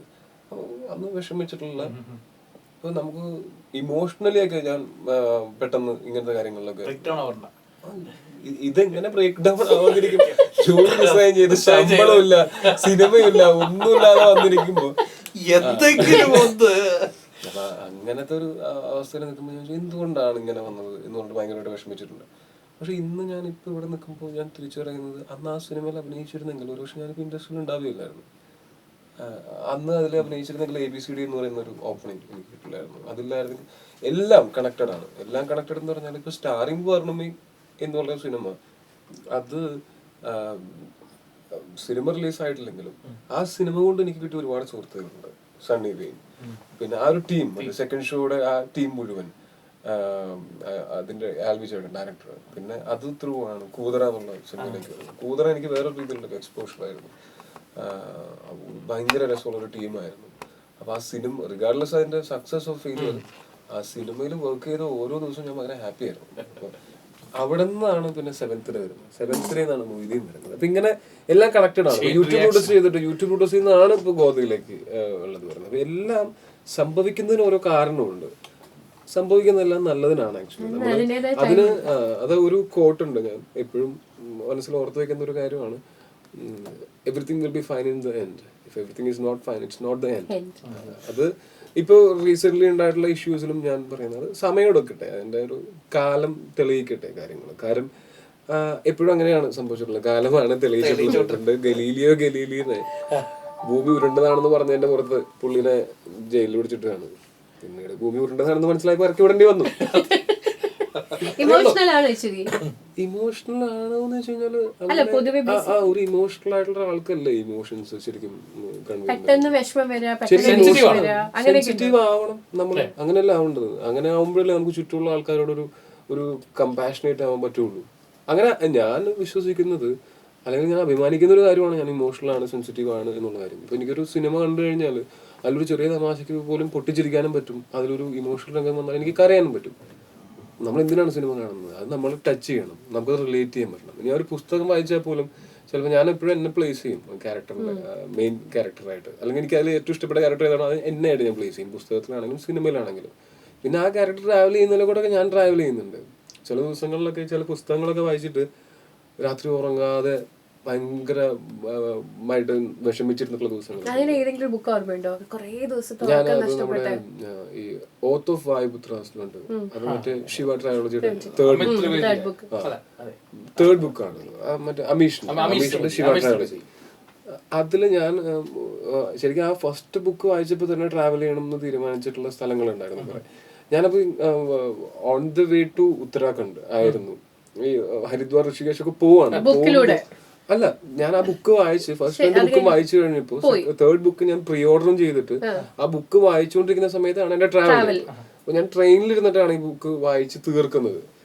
അപ്പൊ ടുവേർഡ്സ് എൻഡ് ഒരു ഭയങ്കര ഇമോഷണൽ ആയിട്ടുള്ള സീക്വൻസ് ഉണ്ട്. അതായത് ഞാൻ അവിടെ ഈ ശിവ എന്നുള്ള ക്യാരക്ടറായിട്ട് ഞാൻ എന്നെ തന്നെ പ്ലേസ് ചെയ്തിട്ടുണ്ട്. അതില് ഈ വൈഫ്, അദ്ദേഹത്തിന്റെ വൈഫ് മരിച്ചു പോകുന്ന ഒരു സീക്വൻസ് ഉണ്ട്. അത് ഭയങ്കര ഒരു എന്താ പറയാ, ഭയങ്കര ഒരു ഭംഗിയായിട്ട് അവർ എഴുതി വെച്ചിട്ടുണ്ട്. അത് തന്നെ ഭയങ്കരമായിട്ട് ഇമോഷണലി കുറച്ച് ദിവസങ്ങൾ ഹോണ്ട് ചെയ്തിട്ടുണ്ട്. ഞാനന്ന് നമ്മൾ ട്രെയിനിന്റെ കമ്പാർട്ട്മെന്റിന്റെ പുറത്ത് വന്ന് ഈ വാതിലിന്റെ അവിടെ വന്ന് കൈ പിടിച്ച് നിന്ന് പുറത്തേക്ക് ഞാൻ നോക്കി അലറി കരഞ്ഞിട്ട് വരുന്നുണ്ട്. കാരണം എനിക്ക് വെച്ചാൽ ഭയങ്കരമായിട്ട് ഇമോഷണലി എന്നെ ടച്ച് ചെയ്തിട്ടുള്ള ഒരു ഇതുപോലെ പല പുസ്തകങ്ങളും പോലെ അല്ല. കാര്യം എനിക്ക് അങ്ങനെ എന്ത് ചെയ്യുകയാണെങ്കിലും അതിന്റെ എക്സ്ട്രീമിലേക്ക് പോകണം. അതുപോലെ ഈ ഖാലിദ് ഹുസൈനി എന്ന് പറഞ്ഞ റൈറ്റർ ഉണ്ട്. അയാളുടെ പുസ്തകങ്ങളിൽ കൂടെ നമുക്ക് പുസ്തകം വായിച്ചാൽ നമുക്ക് അഫ്ഗാനിസ്ഥാൻ എന്താണെന്ന്, അഫ്ഗാനിസ്ഥാന്റെ മൊത്തം ട്രാവൽ അറിയാം. അപ്പൊ അതിലുള്ള കുറെ കാര്യങ്ങളൊക്കെ ഇതുപോലെ നമ്മൾ ഭയങ്കരമായിട്ട് ഹോണ്ട് ചെയ്യുന്ന കാര്യങ്ങളുണ്ട്. പുസ്തകം വായിച്ചു കഴിഞ്ഞാലും ഭയങ്കരമായിട്ട് ഹോണ്ട് ചെയ്യുന്ന പുള്ളിയുടെ പുസ്തകം ഭയങ്കര ഫേമസ് ആണ്. റീഡിങ് ഭയങ്കര ഇഷ്ടമാണ്. സിനിമ കാണാൻ ഭയങ്കര ഇഷ്ടമാണ്. ഇതേപോലെ തന്നെ സിനിമ കണ്ടു കഴിയുമ്പോഴും ഇപ്പൊ ആകാശവും ഇതൊക്കെ എന്ന് കണ്ടാലും അത് ആരൊക്കറിയാത്തത്. ഇപ്പൊ അത് വെച്ചാൽ അതും ഒരു നല്ല കാര്യമല്ലേ. അപ്പോഴല്ലേ ഞാൻ ആ സിനിമ എൻജോയ് ചെയ്യുന്നത്. അല്ലാതെ മരം പോലെ ഇരുന്ന് കാണാനായിട്ട് മറ്റേ വെറും ഒരു മൾട്ടിപ്ലക്സ് ഓഡിയനായിട്ട് ഇരുന്നിട്ട് എന്തായാലും കാര്യമുള്ളൂ. സിംഗിൾ സ്ക്രീൻ ഓഡിയനായിട്ടല്ലേ നമ്മൾ സിനിമ. ഇപ്പൊ അതൊക്കെ വന്നു തുടങ്ങി. നല്ല കാര്യമാണ്, പോസിറ്റീവ് ആയിട്ടുള്ള മാറ്റമാണ്. മൾട്ടിപ്ലക്സ് ഞാൻ ബാഹുബലി 1 കാണാൻ പോയ സമയത്ത് ആരും ഒന്നും മിണ്ടുന്നില്ല. പക്ഷെ ഇപ്പോഴും എന്താ അറിയാമോ, ഞാൻ കൈയടിച്ച ആ ഒരു ഇതാണ്. പക്ഷെ സിനിമ അങ്ങനെയാണ്. സിനിമ എന്നല്ല, ജീവിതത്തിലും അങ്ങനെയല്ലേ. എല്ലാ ചെറിയ ചെറിയ കാര്യങ്ങൾ എൻജോയ് ചെയ്ത ഓരോ മൊമെന്റും ജീവിച്ച് തീർത്ത് വേണം മുന്നോട്ട് പോകാനായിട്ട്. ചെറിയ ചെറിയ കാര്യങ്ങൾ സന്തോഷിക്കുകയും ചെറിയ ചെറിയ കാര്യങ്ങൾ ദുഃഖിക്കുകയും ചെറിയ ചെറിയ കാരണങ്ങൾ കൊണ്ട് സ്നേഹിക്കുകയും ചെറിയ ചെറിയ കാരണങ്ങൾ കൊണ്ട് വെറുക്കുകയും ഇതൊക്കെ വേണം. എല്ലാം ചിലപ്പോൾ വലിയ വലിയ കാര്യങ്ങൾ വന്നു നമ്മളൊന്നും മൈൻഡ് ചെയ്യുന്നില്ല. ചെറിയ ചെറിയ കാര്യങ്ങളാണ് ശരിക്കും പറഞ്ഞാൽ ലൈഫ് ഭംഗിയാക്കുന്നത് അല്ലെങ്കിൽ സംഭവ ബഹുലമാക്കുന്നത്.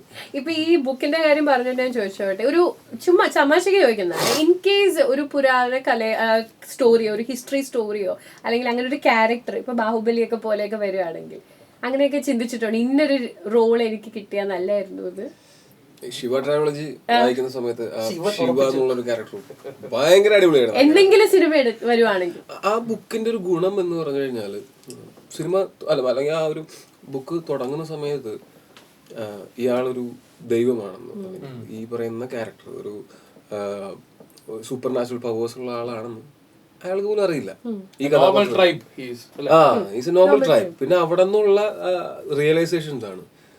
ഞാൻ വായിക്കുന്ന പല പുസ്തകങ്ങളിലും കണ്ടിട്ടുള്ള ഒരു കാര്യം എന്ന് പറഞ്ഞാൽ നമുക്കത് ലൈഫായിട്ട് ഭയങ്കര റിലേറ്റ് ചെയ്യാൻ പറ്റും. ഇപ്പോൾ പോളോ കൊയ്ലോന്റെ ആൽക്കെമിസ്റ്റ് ആണെങ്കിലും ഇതിലും എന്താ വെച്ചാൽ ഞാനൊരു സിനിമയിൽ അഭിനയിക്കാൻ ഇറങ്ങുന്ന സമയത്ത് എനിക്ക് അഭിനയിക്കാൻ അറിയുമോ എന്ന് എനിക്ക് പോലും അറിയാത്തൊരു സമയത്താണ് ഞാൻ സിനിമയിൽ അഭിനയിക്കാനായിട്ട് ഇറങ്ങുന്നത്. അപ്പൊ എനിക്ക് എന്തുകൊണ്ട് ഇത് ഈ ശിവ ട്രാവലജി കൂടുതൽ റിലേറ്റ് ചെയ്യാൻ പറ്റുന്നത് വെച്ചാൽ ഓരോ ഇൻസിഡൻസ് ആയിട്ട് നമുക്ക് സംഭവിക്കുന്ന പല കാര്യങ്ങളിൽ നിന്നും പുറത്തുള്ളവർ നമ്മളോട് പറയും, എടാ നീ നന്നായിട്ട് ചെയ്തിട്ടോ, നീ ഗംഭീരമായിട്ട് അഭിനയിച്ചിട്ടോ എന്നൊക്കെ പറയുമ്പോൾ ഞാൻ ശരിക്കുമാണോ പറയുന്നത്, അല്ലെങ്കിൽ ഇവരെന്താ സ്നേഹം കൊണ്ട് പറയണാണോ എന്നൊക്കെ ഉള്ള ഈ ഒരു ഇത് വരും.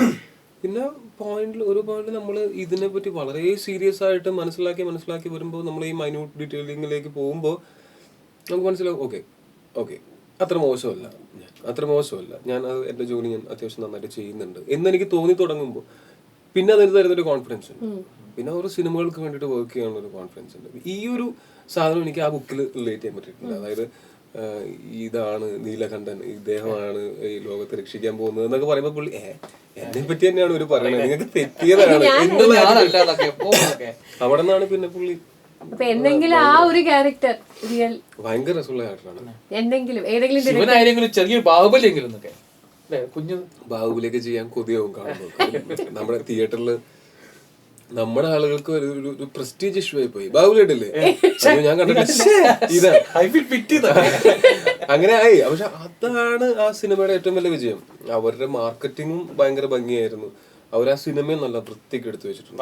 ഇപ്പം ആക്ച്വലി ഭയങ്കര കട്ട ഹീറോയിസം ഒക്കെ മലയാള സിനിമ കാണിക്കുന്ന സമയത്ത് ചില സ്ഥലത്ത് അത് ദഹിക്കില്ല. പക്ഷേ ബാഹുബലിയിൽ അത് നമ്മളെ കൈയടിച്ചിട്ട് ആഘോഷിച്ചു. നമുക്ക് ഒന്നുകിൽ നമുക്ക് റിലേറ്റ് ചെയ്യാൻ പറ്റുന്ന കഥകളായിരിക്കണം, അല്ലെങ്കിൽ നമ്മളുടെ റിലേറ്റ് ചെയ്യാനേ പറ്റാത്ത നമ്മുടെ സ്വപ്നത്തിലൊക്കെ നമ്മൾ കാണുന്നത്, അല്ലെങ്കിൽ നമ്മൾ പഴയ കഥകളൊക്കെ വായിക്കുമ്പോൾ ഉള്ള പോലത്തെ അങ്ങനത്തെ ഒരു ക്യാരക്ടർ ആവണം. അത് അടിപൊളിയല്ലേ? അതായത് ചെയ്യുകയാണെങ്കിൽ അതിന്റെ എക്സ്ട്രീം പോവുക. അതാണ് ബാഹുബലിയിൽ ചെയ്തേക്കുന്നത്. അവരാണെങ്കിൽ അത് ഭയങ്കര ഭംഗിയായിട്ട് എടുത്തു വെച്ചിട്ടുണ്ട്. അത് അവർക്ക് എന്ന് വെച്ചാൽ ബോളിവുഡ് പോലത്തെ ഒരു ഇൻഡസ്ട്രി വരെ ഇത് കണ്ട് വായമ്പൊളിച്ചിരിക്കും. ഞാനും ഭാര്യയും കൊച്ചും കൂടെ ആണ് പോയത്. സാധാരണ ഞങ്ങൾ ഒരുമിച്ച് പോകുമ്പോൾ കൊച്ചു പടം കാണാൻ സമ്മതിക്കാറില്ല. കട്ടപ്പന ഋതിക് റോഷൻ കാണാൻ പോയിട്ട് മര്യാദക്ക് ഞാൻ ഇറങ്ങി പോകുന്നതായിരിക്കും നല്ലത്, അല്ലെങ്കിൽ നാട്ടുകാർ പിടിച്ചുകൊണ്ടെന്ന് പുറത്താക്കും എന്നുള്ള അവസ്ഥയിൽ ഞങ്ങൾ ഇറങ്ങിപ്പോയി. കാര്യം ഇവിടുത്തെ തിയേറ്ററിനകത്തിട്ട് ബോറടിച്ചിട്ട് വെറുതെ കിടന്ന കാര്യം പുറത്തെത്തി നെക്സ്റ്റ് മൊമെന്റ് കരച്ചിലൊക്കെ നിർത്തി ചിരിച്ചോണ്ടിരിപ്പുണ്ടായിരുന്നു. അപ്പൊ പിന്നെ തീരെ ചെറിയ കുട്ടിയാണ്, ഇതൊന്നും കോൺസെൻട്രേറ്റ് ചെയ്ത് കാണാനുള്ള ഒരു ഇതായിട്ടില്ല. ബാഹുബലിക്ക് പോകാനായിട്ട് പ്ലാൻ ചെയ്തിട്ട് കുറെ നാളായി. അപ്പൊ ഞാൻ എൻ്റെ വൈഫിൻ്റെ അടുത്ത് പറഞ്ഞത് നമുക്ക് ഒരുമിച്ച് പോവാം, അപ്പൊ അവൾക്കും പോയി കാണണമെന്നുണ്ടായിരുന്നു. അങ്ങനെ പ്ലാൻ ചെയ്തിരിക്കുന്ന സമയത്ത് ഒരു ദിവസം ഞങ്ങൾ ഈ ഡ്രൈവ് ചെയ്ത് പോയിക്കൊണ്ടിരിക്കുകയാണ്. ലുലു അടുത്തെത്താറായി. നോക്കുമ്പോണ്ട് കൊച്ച് ഉറക്കത്തിലാണ്. ഓക്കെ, അപ്പൊ തന്നെ ടിക്കറ്റ് വിളിച്ച് പറഞ്ഞ് കയറി, ടിക്കറ്റ് എടുത്ത് കയറി മറ്റേ സ്പെഷ്യൽ താങ്ക്സ് ഒക്കെ എഴുതി കാണിക്കില്ലേ, അപ്പോഴത്തേക്ക് ചാടി എഴുതിട്ട് നോക്കിയൊന്ന് ചുറ്റും നോക്കിയപ്പോ പിന്നെ ആനയും യുദ്ധവും ബഹളവും എന്തൊക്കെയാ ആന എന്നൊക്കെ പറഞ്ഞിട്ട് കാണിച്ചു കൊടുത്തപ്പോ പിന്നെ കാരമൽ പോപ്കോൺ ഇരിപ്പുണ്ടായിരുന്നു. ഓരോന്നിടത്ത് കരച്ചിൽ തുടങ്ങുമ്പോൾ ഓരോരുത്തർ, പക്ഷെ അത് മുഴുവൻ ഇരുന്ന് കാണാൻ പറ്റി ഞങ്ങൾക്ക്. ഋതിക് റോഷനെ ചതിച്ചെങ്കിലും കട്ടപ്പയെ ഇഷ്ടപ്പെട്ടു. പക്ഷെ ഞാൻ പിന്നെ ഒറ്റയ്ക്ക് പോയി കണ്ടിട്ടോ.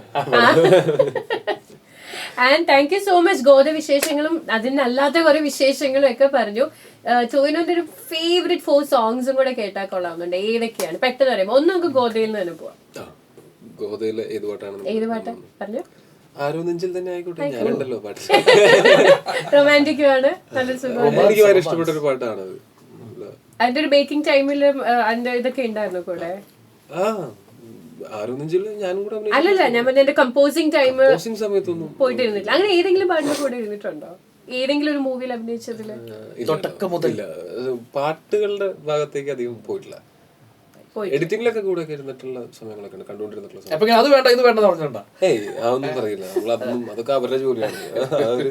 അത് വൃത്തിയായിട്ട് ചെയ്യുമ്പോ പിന്നെ നമ്മൾ അതിനെ ഇടപെടാൻ പാടില്ല. ഫസ്റ്റ് ആരോ നെഞ്ച്. അതിന്റെ വേറെ എന്തെങ്കിലും സ്പെഷ്യൽ ആണോ? ഞാനുണ്ട്, എന്റെ തല എന്റെ ബോഡി അല്ലാണ്ട്. അല്ല, അത് ഭയങ്കര റൊമാൻറ്റിക് ആയിട്ട് എനിക്ക് തോന്നിയിട്ടുണ്ട്. പാട്ട് ഭയങ്കര രസമായിട്ട് അതിനകത്ത് ചെറിയ സാധനങ്ങളൊക്കെ അത് സിനിമയിൽ നമ്മൾ നന്നായിട്ട് ഉപയോഗിച്ചിട്ടുണ്ട്. ചെറിയ മറ്റേ ചെണ്ട പരിപാടിയൊക്കെ സിനിമയിലെ ചില ചെറിയ ലൈറ്റ് മാസ് പരിപാടികളിലൊക്കെ ഉപയോഗിച്ചിട്ടുണ്ട്. പിന്നെ രണ്ടാമത്തെ ഒരു ഫേവറേറ്റ് സോങ് ലാംഗ്വേജ് മാറ്റാം, കുഴപ്പമില്ല. മലയാളം തന്നെ ആയിക്കോട്ടെ. മലയാളത്തിനോട് ഭയങ്കര ഇഷ്ടമുണ്ട് എനിക്ക്. സ്ക്രിപ്റ്റ് ഒക്കെ എഴുതിയതാണല്ലോ പണ്ട്. അത് മലയാളത്തിൽ അതില് പാട്ടുണ്ടായിരുന്നോ? സ്ക്രിപ്റ്റ് എഴുതിയത് വെച്ചിട്ട് നോക്കുകയാണെങ്കിൽ മലയാളത്തിനോട് എനിക്ക് ഇഷ്ടമില്ല എന്ന് ആൾക്കാർ വിചാരിച്ചേരെ. പക്ഷെ അതുകൊണ്ടല്ല, അതില് പാട്ടൊക്കെ ഉണ്ടായിരുന്നോ ആ നാടകത്തിൽ? ആ നാടകത്തിൽ ആണോ? കളിയാക്കരുത് please. ഇല്ലില്ല, കാര്യം ചോദിച്ചതാ. വേണമെങ്കിൽ പാടായിരുന്നു, വേണ്ടെന്ന് വെച്ചു. പിന്നെ ഗപ്പിയിലെ തനിയെ എന്ന് പറയുന്ന സോങ് ഉണ്ട്. അത് ഭയങ്കര ഒരു ഹോണ്ടിങ് പരിപാടിയാണ്. അതൊരു എനിക്ക് അങ്ങനത്തെ സോങ്ങുകളൊക്കെ ഭയങ്കര ഇഷ്ടമാണ്. സ്വന്തം സിനിമയിൽ അല്ലാത്ത പാട്ടും പറയാം. അല്ല, പക്ഷെ ഞാൻ എന്റെ സ്വന്തം സിനിമയിലേ പറയുള്ളൂ. അതെ, പണ്ട് പ്രൊമോഷൻ കുറഞ്ഞ പ്രശ്നം പറ്റി മനസ്സിലായി. അല്ല, ഇത് രണ്ടും റീസെന്റ് ടൈംസിൽ തന്നെ ഭയങ്കരമായിട്ട് ഇഷ്ടപ്പെട്ടിട്ടുള്ളതാണ്. പിന്നെ സ്വന്തം സിനിമയിലെ പറയാൻ പാടില്ല എന്ന് അങ്ങനെയല്ല, അങ്ങനെ കൺസിഡർ ചെയ്യാന്ന് പറഞ്ഞതാ. പിന്നെ എനിക്ക് ഈ ഒരു സ്ലോ മെലഡീസ് ഒക്കെയാണ് എൻ്റെ ഒരു ഫേവറേറ്റ്. അതുകൊണ്ട് തന്നെ മറ്റേ ഇന്ന് നിന്റെ മൊയ്തീലിന്റെ മുക്കത്തെ പെണ്ണെ എന്ന് പറയാം. അപ്പൊ അത് സ്വന്തം സിനിമയിലാണെങ്കിൽ പക്ഷെ എവിടെ വന്ന് പോകുന്നുണ്ടല്ലോ അല്ലേ, എവിടെ വന്ന് അപ്പൊ അത് പിന്നെ അതിന് കാരണം പറ, ചുമ്മാ പറഞ്ഞിട്ട് പോവാതെ. അല്ല, ആ പാട്ടുകൾക്ക് ഈ പറഞ്ഞ പാട്ടുകൾക്കൊക്കെ എന്തോ ഒരു പ്രത്യേകത ഇല്ലേ? അതുണ്ട്. പക്ഷെ ടോയിനോ എന്ന ഒരാളെ ആ മുക്കത്തെ പെണ്ണിലെ പാട്ടിലേക്ക് അട്രാക്ട് ചെയ്യാനുണ്ടായ റീസൺ അത് മക്ബൂലിന്റെ ഒരു വോയിസും അതിന്റെ ലിറിക്സും അത്ര ഹൈ പിച്ചിൽ പോയ അതും മ്യൂസിക് ചെയ്തേക്കുന്ന ഗോപിച്ചേട്ടൻ്റെ അതും അതൊക്കെ ഭയങ്കര ഇതാണ്. ഇപ്പൊ ഗപ്പിയിലെ മറ്റേ തനിയെ എന്ന് പറയുന്ന പാട്ടാണെങ്കിലും അത് ഈ ഹൈ പിച്ചൊക്കെ ഭയങ്കര ഭംഗിയായിട്ട്, ഹൈ പിച്ച് എന്ന് പറഞ്ഞാൽ ആത്മാർത്ഥമായിട്ട് പാടുന്നത് നമുക്ക് പിക്ചർ ചെയ്യാം അവരുടെ എങ്ങനെയാണ് അത് പാടിയിട്ടുണ്ടാവുക. പിന്നെ വരികൾ ഭയങ്കര ഇമ്പോർട്ടൻ്റ് ആണ്. വരികളൊക്കെ ഈ പറഞ്ഞ പാട്ടുകളിലൊക്കെ വരികളൊന്ന് ശ്രദ്ധിച്ചു നോക്കി കഴിഞ്ഞാൽ നല്ല വരികളാണ്. പിന്നെ നാലാമത്തെ പാട്ട് വേണമെങ്കിൽ നമുക്ക് ടോവിനോന് വേണ്ടി മറ്റേ പാട്ട് ഞാൻ ഡെഡിക്കേറ്റ് ചെയ്യാം. മെക്സിക്കൻ നവാരദ. ആ പാട്ട് ഇറങ്ങി അന്ന് തൊട്ട് ഇത് കേൾക്കുന്നു. ഞാൻ ഒരു പാട്ട് കൂടെ പറയട്ടെ, 5 പാട്ട് വെക്കാമോ? 5 പാട്ട് വെക്കാൻ പറഞ്ഞോ? അങ്ങനെയാണെങ്കിൽ എന്റെ ഓൾ ടൈം ഫേവറേറ്റ് ഒരു പാട്ടുണ്ട്. അതാണ് വേണ്ടത്. എന്റെ മൺവീണയിൽ കൂടാണ് ഞാൻ എന്ന് പറയുന്ന തുടങ്ങുന്ന പാട്ട്. പഴയ പാട്ടാണ്. അതെ, ഞാനും ചെയ്തേ. എന്റെ മൺവീ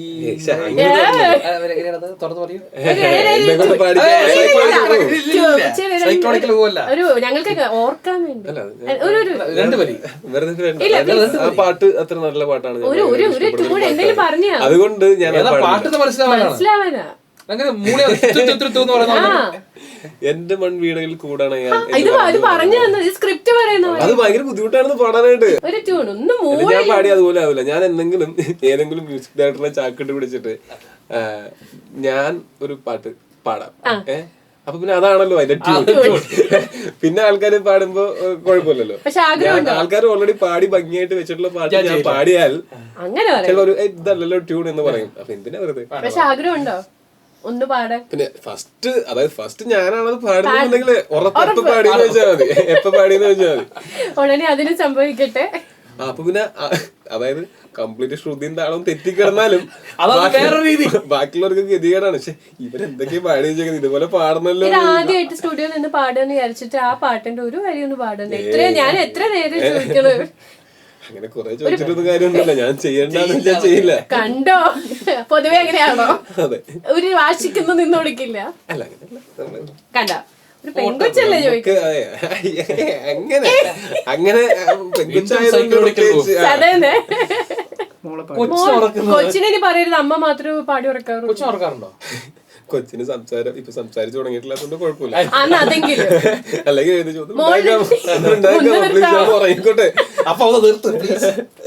കൊച്ചിന് ഏത് പാട്ട് പാടി കൊടുക്കും? മിക്കവാറും താരാട്ട് പാട്ട് പാടി കൊടുക്കേണ്ടി വരാറില്ല. കാര്യം എന്താ വെച്ച് കഴിഞ്ഞാൽ ഞങ്ങൾ ഇവളെ ഉറക്കാനായിട്ട് ശ്രമിച്ച് അവസാനം ഞങ്ങൾ ഉറങ്ങിപ്പോ. പിന്നെ എപ്പോഴെങ്കിലും ബോറടിച്ചിട്ട് വന്ന് കിടന്ന് ഉറങ്ങിക്കോളും. അത് രാത്രി ഭയങ്കര ആക്റ്റീവാണ് അവള്. നല്ല, അതുകൊണ്ട് ഉറക്കവും നല്ല രീതിയിൽ ഇതായിരിക്കും. നമ്മൾ ഉറങ്ങണൊക്കെ ഉണ്ടെങ്കിൽ ചിലപ്പോ വന്ന് മുഖത്തൊക്കെ ഇങ്ങനെ പിച്ചി മാന്തി അടിച്ച്, അതായത് നമ്മളെ എഴുന്നേൽപ്പിക്കാനായിട്ട്. പിള്ളേർക്ക് പിച്ചിമാന്തിലാണ് ഏറ്റവും കൂടുതൽ താല്പര്യം. പിച്ചാൻ വന്നാൽ ഞാൻ കുറെ പാവയൊക്കെ വാങ്ങിച്ചു കൊടുത്തിട്ടുണ്ട്. അതിന് പിച്ചാൽ മതി. പാവ ഇത് സിനിമാറിന്റെ മുഖത്ത് മാന്താൻ പറഞ്ഞു. അത് ഇപ്പൊ എങ്ങനെയാണ് ഇതിനെ കുറച്ച് കോൺഷ്യസ് ആണോ? സ്കിന്ന് ടാന് ഞാൻ വെറുതെ പറയുന്നതാണ്. പക്ഷെ മുറിവൊക്കെ വരുമ്പോൾ ഉള്ള ഒരു ഇതുണ്ട്. ടാനൊക്കെ എന്ന് വെച്ചാൽ നമുക്കറിയാം അത് മാറിപ്പൊക്കുള്ളൂ അറിയാം. ഞാൻ അങ്ങനെ വെൽ ഗ്രൂംഡ് ആയിട്ടൊക്കെ കാണണമെങ്കിൽ അത് എന്തെങ്കിലും ഒരു ഫംഗ്ഷൻ ആയിരിക്കണം. അല്ലാതെ വെറുതെ പുറത്തിറങ്ങി നടക്കുമ്പോൾ ഓക്കെ മുടി ചെയ്യില്ല അങ്ങനത്തെ ഒരു ചിന്തയൊന്നും എനിക്കില്ല. മുടി ചെയ്യില്ലെങ്കിൽ ഇപ്പൊ എന്താ, എന്റെ മുടി ഇങ്ങനെയാണ്. പണ്ട് പ്രേമിച്ച കാലത്ത് ഇങ്ങനെ കെയർ ചെയ്തിട്ടുണ്ടോ? പ്രേമിച്ച കാലത്ത് ആ സമയത്ത് കുറച്ചും കൂടെ ഒക്കെ ഭയങ്കര കോൺഷ്യസ് ആയിരുന്നു. പക്ഷെ ഇപ്പൊ അങ്ങനെ ഒട്ടും കോൺഷ്യസ് അല്ല കുറച്ച് നാളായിട്ട്. പ്രേമിച്ച കാലത്തുണ്ടായിരുന്നു. പ്രേമിച്ച കാലത്ത് എന്ന് പറഞ്ഞാല് പ്രേമിച്ചിട്ട് എന്നെ ആദ്യം ഇഷ്ടമല്ല എന്ന് പറഞ്ഞിട്ട് ഒരു 2 ആഴ്ച ഞാൻ ഭയങ്കര ട്രൈങ് ആയിരുന്നു താടി എടുത്താനായിട്ട്.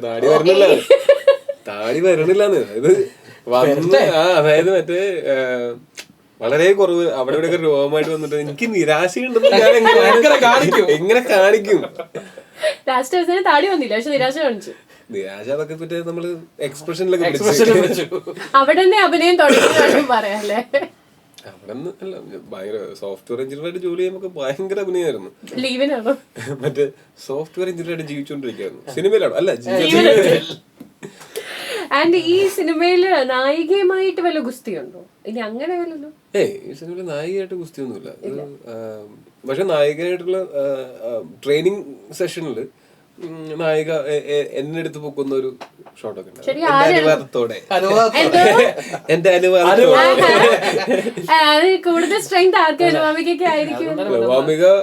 വോമികയുടെ ബോഡി വെയിറ്റ് വെച്ച് നോക്കുമ്പോൾ അതിനേക്കാൾ ഒരുപാട് അധികം ഉണ്ട് എന്റെ ബോഡി വെയിറ്റ്. അപ്പോ എന്റെ ബോഡി വെയിറ്റിനേക്കാളും അത്രയ്ക്ക് അധികം കൂടുതലുള്ള ആളെ ഞാൻ പൊക്കണമെങ്കിൽ എന്തോരം ബുദ്ധിമുട്ടണമെന്ന് എനിക്കറിയാം. പക്ഷെ അത്യാവശ്യം സിമ്പിൾ ആയിട്ട് ചെയ്തു. ഈ ഒരു സിനിമ വന്നതിന് ശേഷം എത്ര മലർത്തി എടുക്കില്ല, എത്ര പഞ്ചഗുസ്തി, എത്ര പേരെടുത്ത് ഇത് തന്നെ ആയിരിക്കും. ഇതെന്ന് വെച്ചാൽ ഭയങ്കര രസമാണ്. ഇത് നമുക്ക് ഇപ്പൊ ഗുസ്തി അധികം ആൾക്കാർക്ക് അറിയില്ലല്ലോ. നമുക്ക് അറിയാവുന്ന കാരണം കൊണ്ട് കാണിച്ചു തരാം എന്നൊക്കെ പറഞ്ഞിട്ട് ഇപ്പൊ ദുബായിൽ പോയിരുന്നു കഴിഞ്ഞ മറ്റേ മെക്സിക്കൻ അവാർഡിന്റെ ഫംഗ്ഷൻ. അത് കഴിഞ്ഞിട്ട് ഞങ്ങള് കസിൻസും കൂട്ടുകാരെല്ലാരും കൂടെ ദുബായിൽ മറ്റേ ഡെസേർട്ട് സഫാരിക്ക് പോയിട്ട് വണ്ടിയൊക്കെ നിർത്തിട്ട് എല്ലാരും ഞാൻ മലത്തിടിക്കട്ടെ ഇതായിരുന്നു. പഞ്ചഗുസ്തിയൊക്കെ സ്കൂളിൽ പഠിക്കുമ്പോ അത്യാവശ്യം. Thank you so much. ഗോദയുടെ വിശേഷങ്ങളൊക്കെ ഇത്രയും പറഞ്ഞു തന്നതിനും വേറെ കുറെ വിശേഷങ്ങൾ പറഞ്ഞു തന്നതിനും നല്ലൊരു ഷോ ആയിരുന്നു. കാര്യം നമ്മളൊരു എന്താ പറയാ ഒട്ടും ഫോർമൽ അല്ലാത്ത ഒരു ഷോ ആയിരുന്നു. Thank you. നിങ്ങൾ രണ്ടുപേരും ഭയങ്കര താങ്ക്സ് ഉണ്ട്. അടിപൊളിയായിരുന്നു.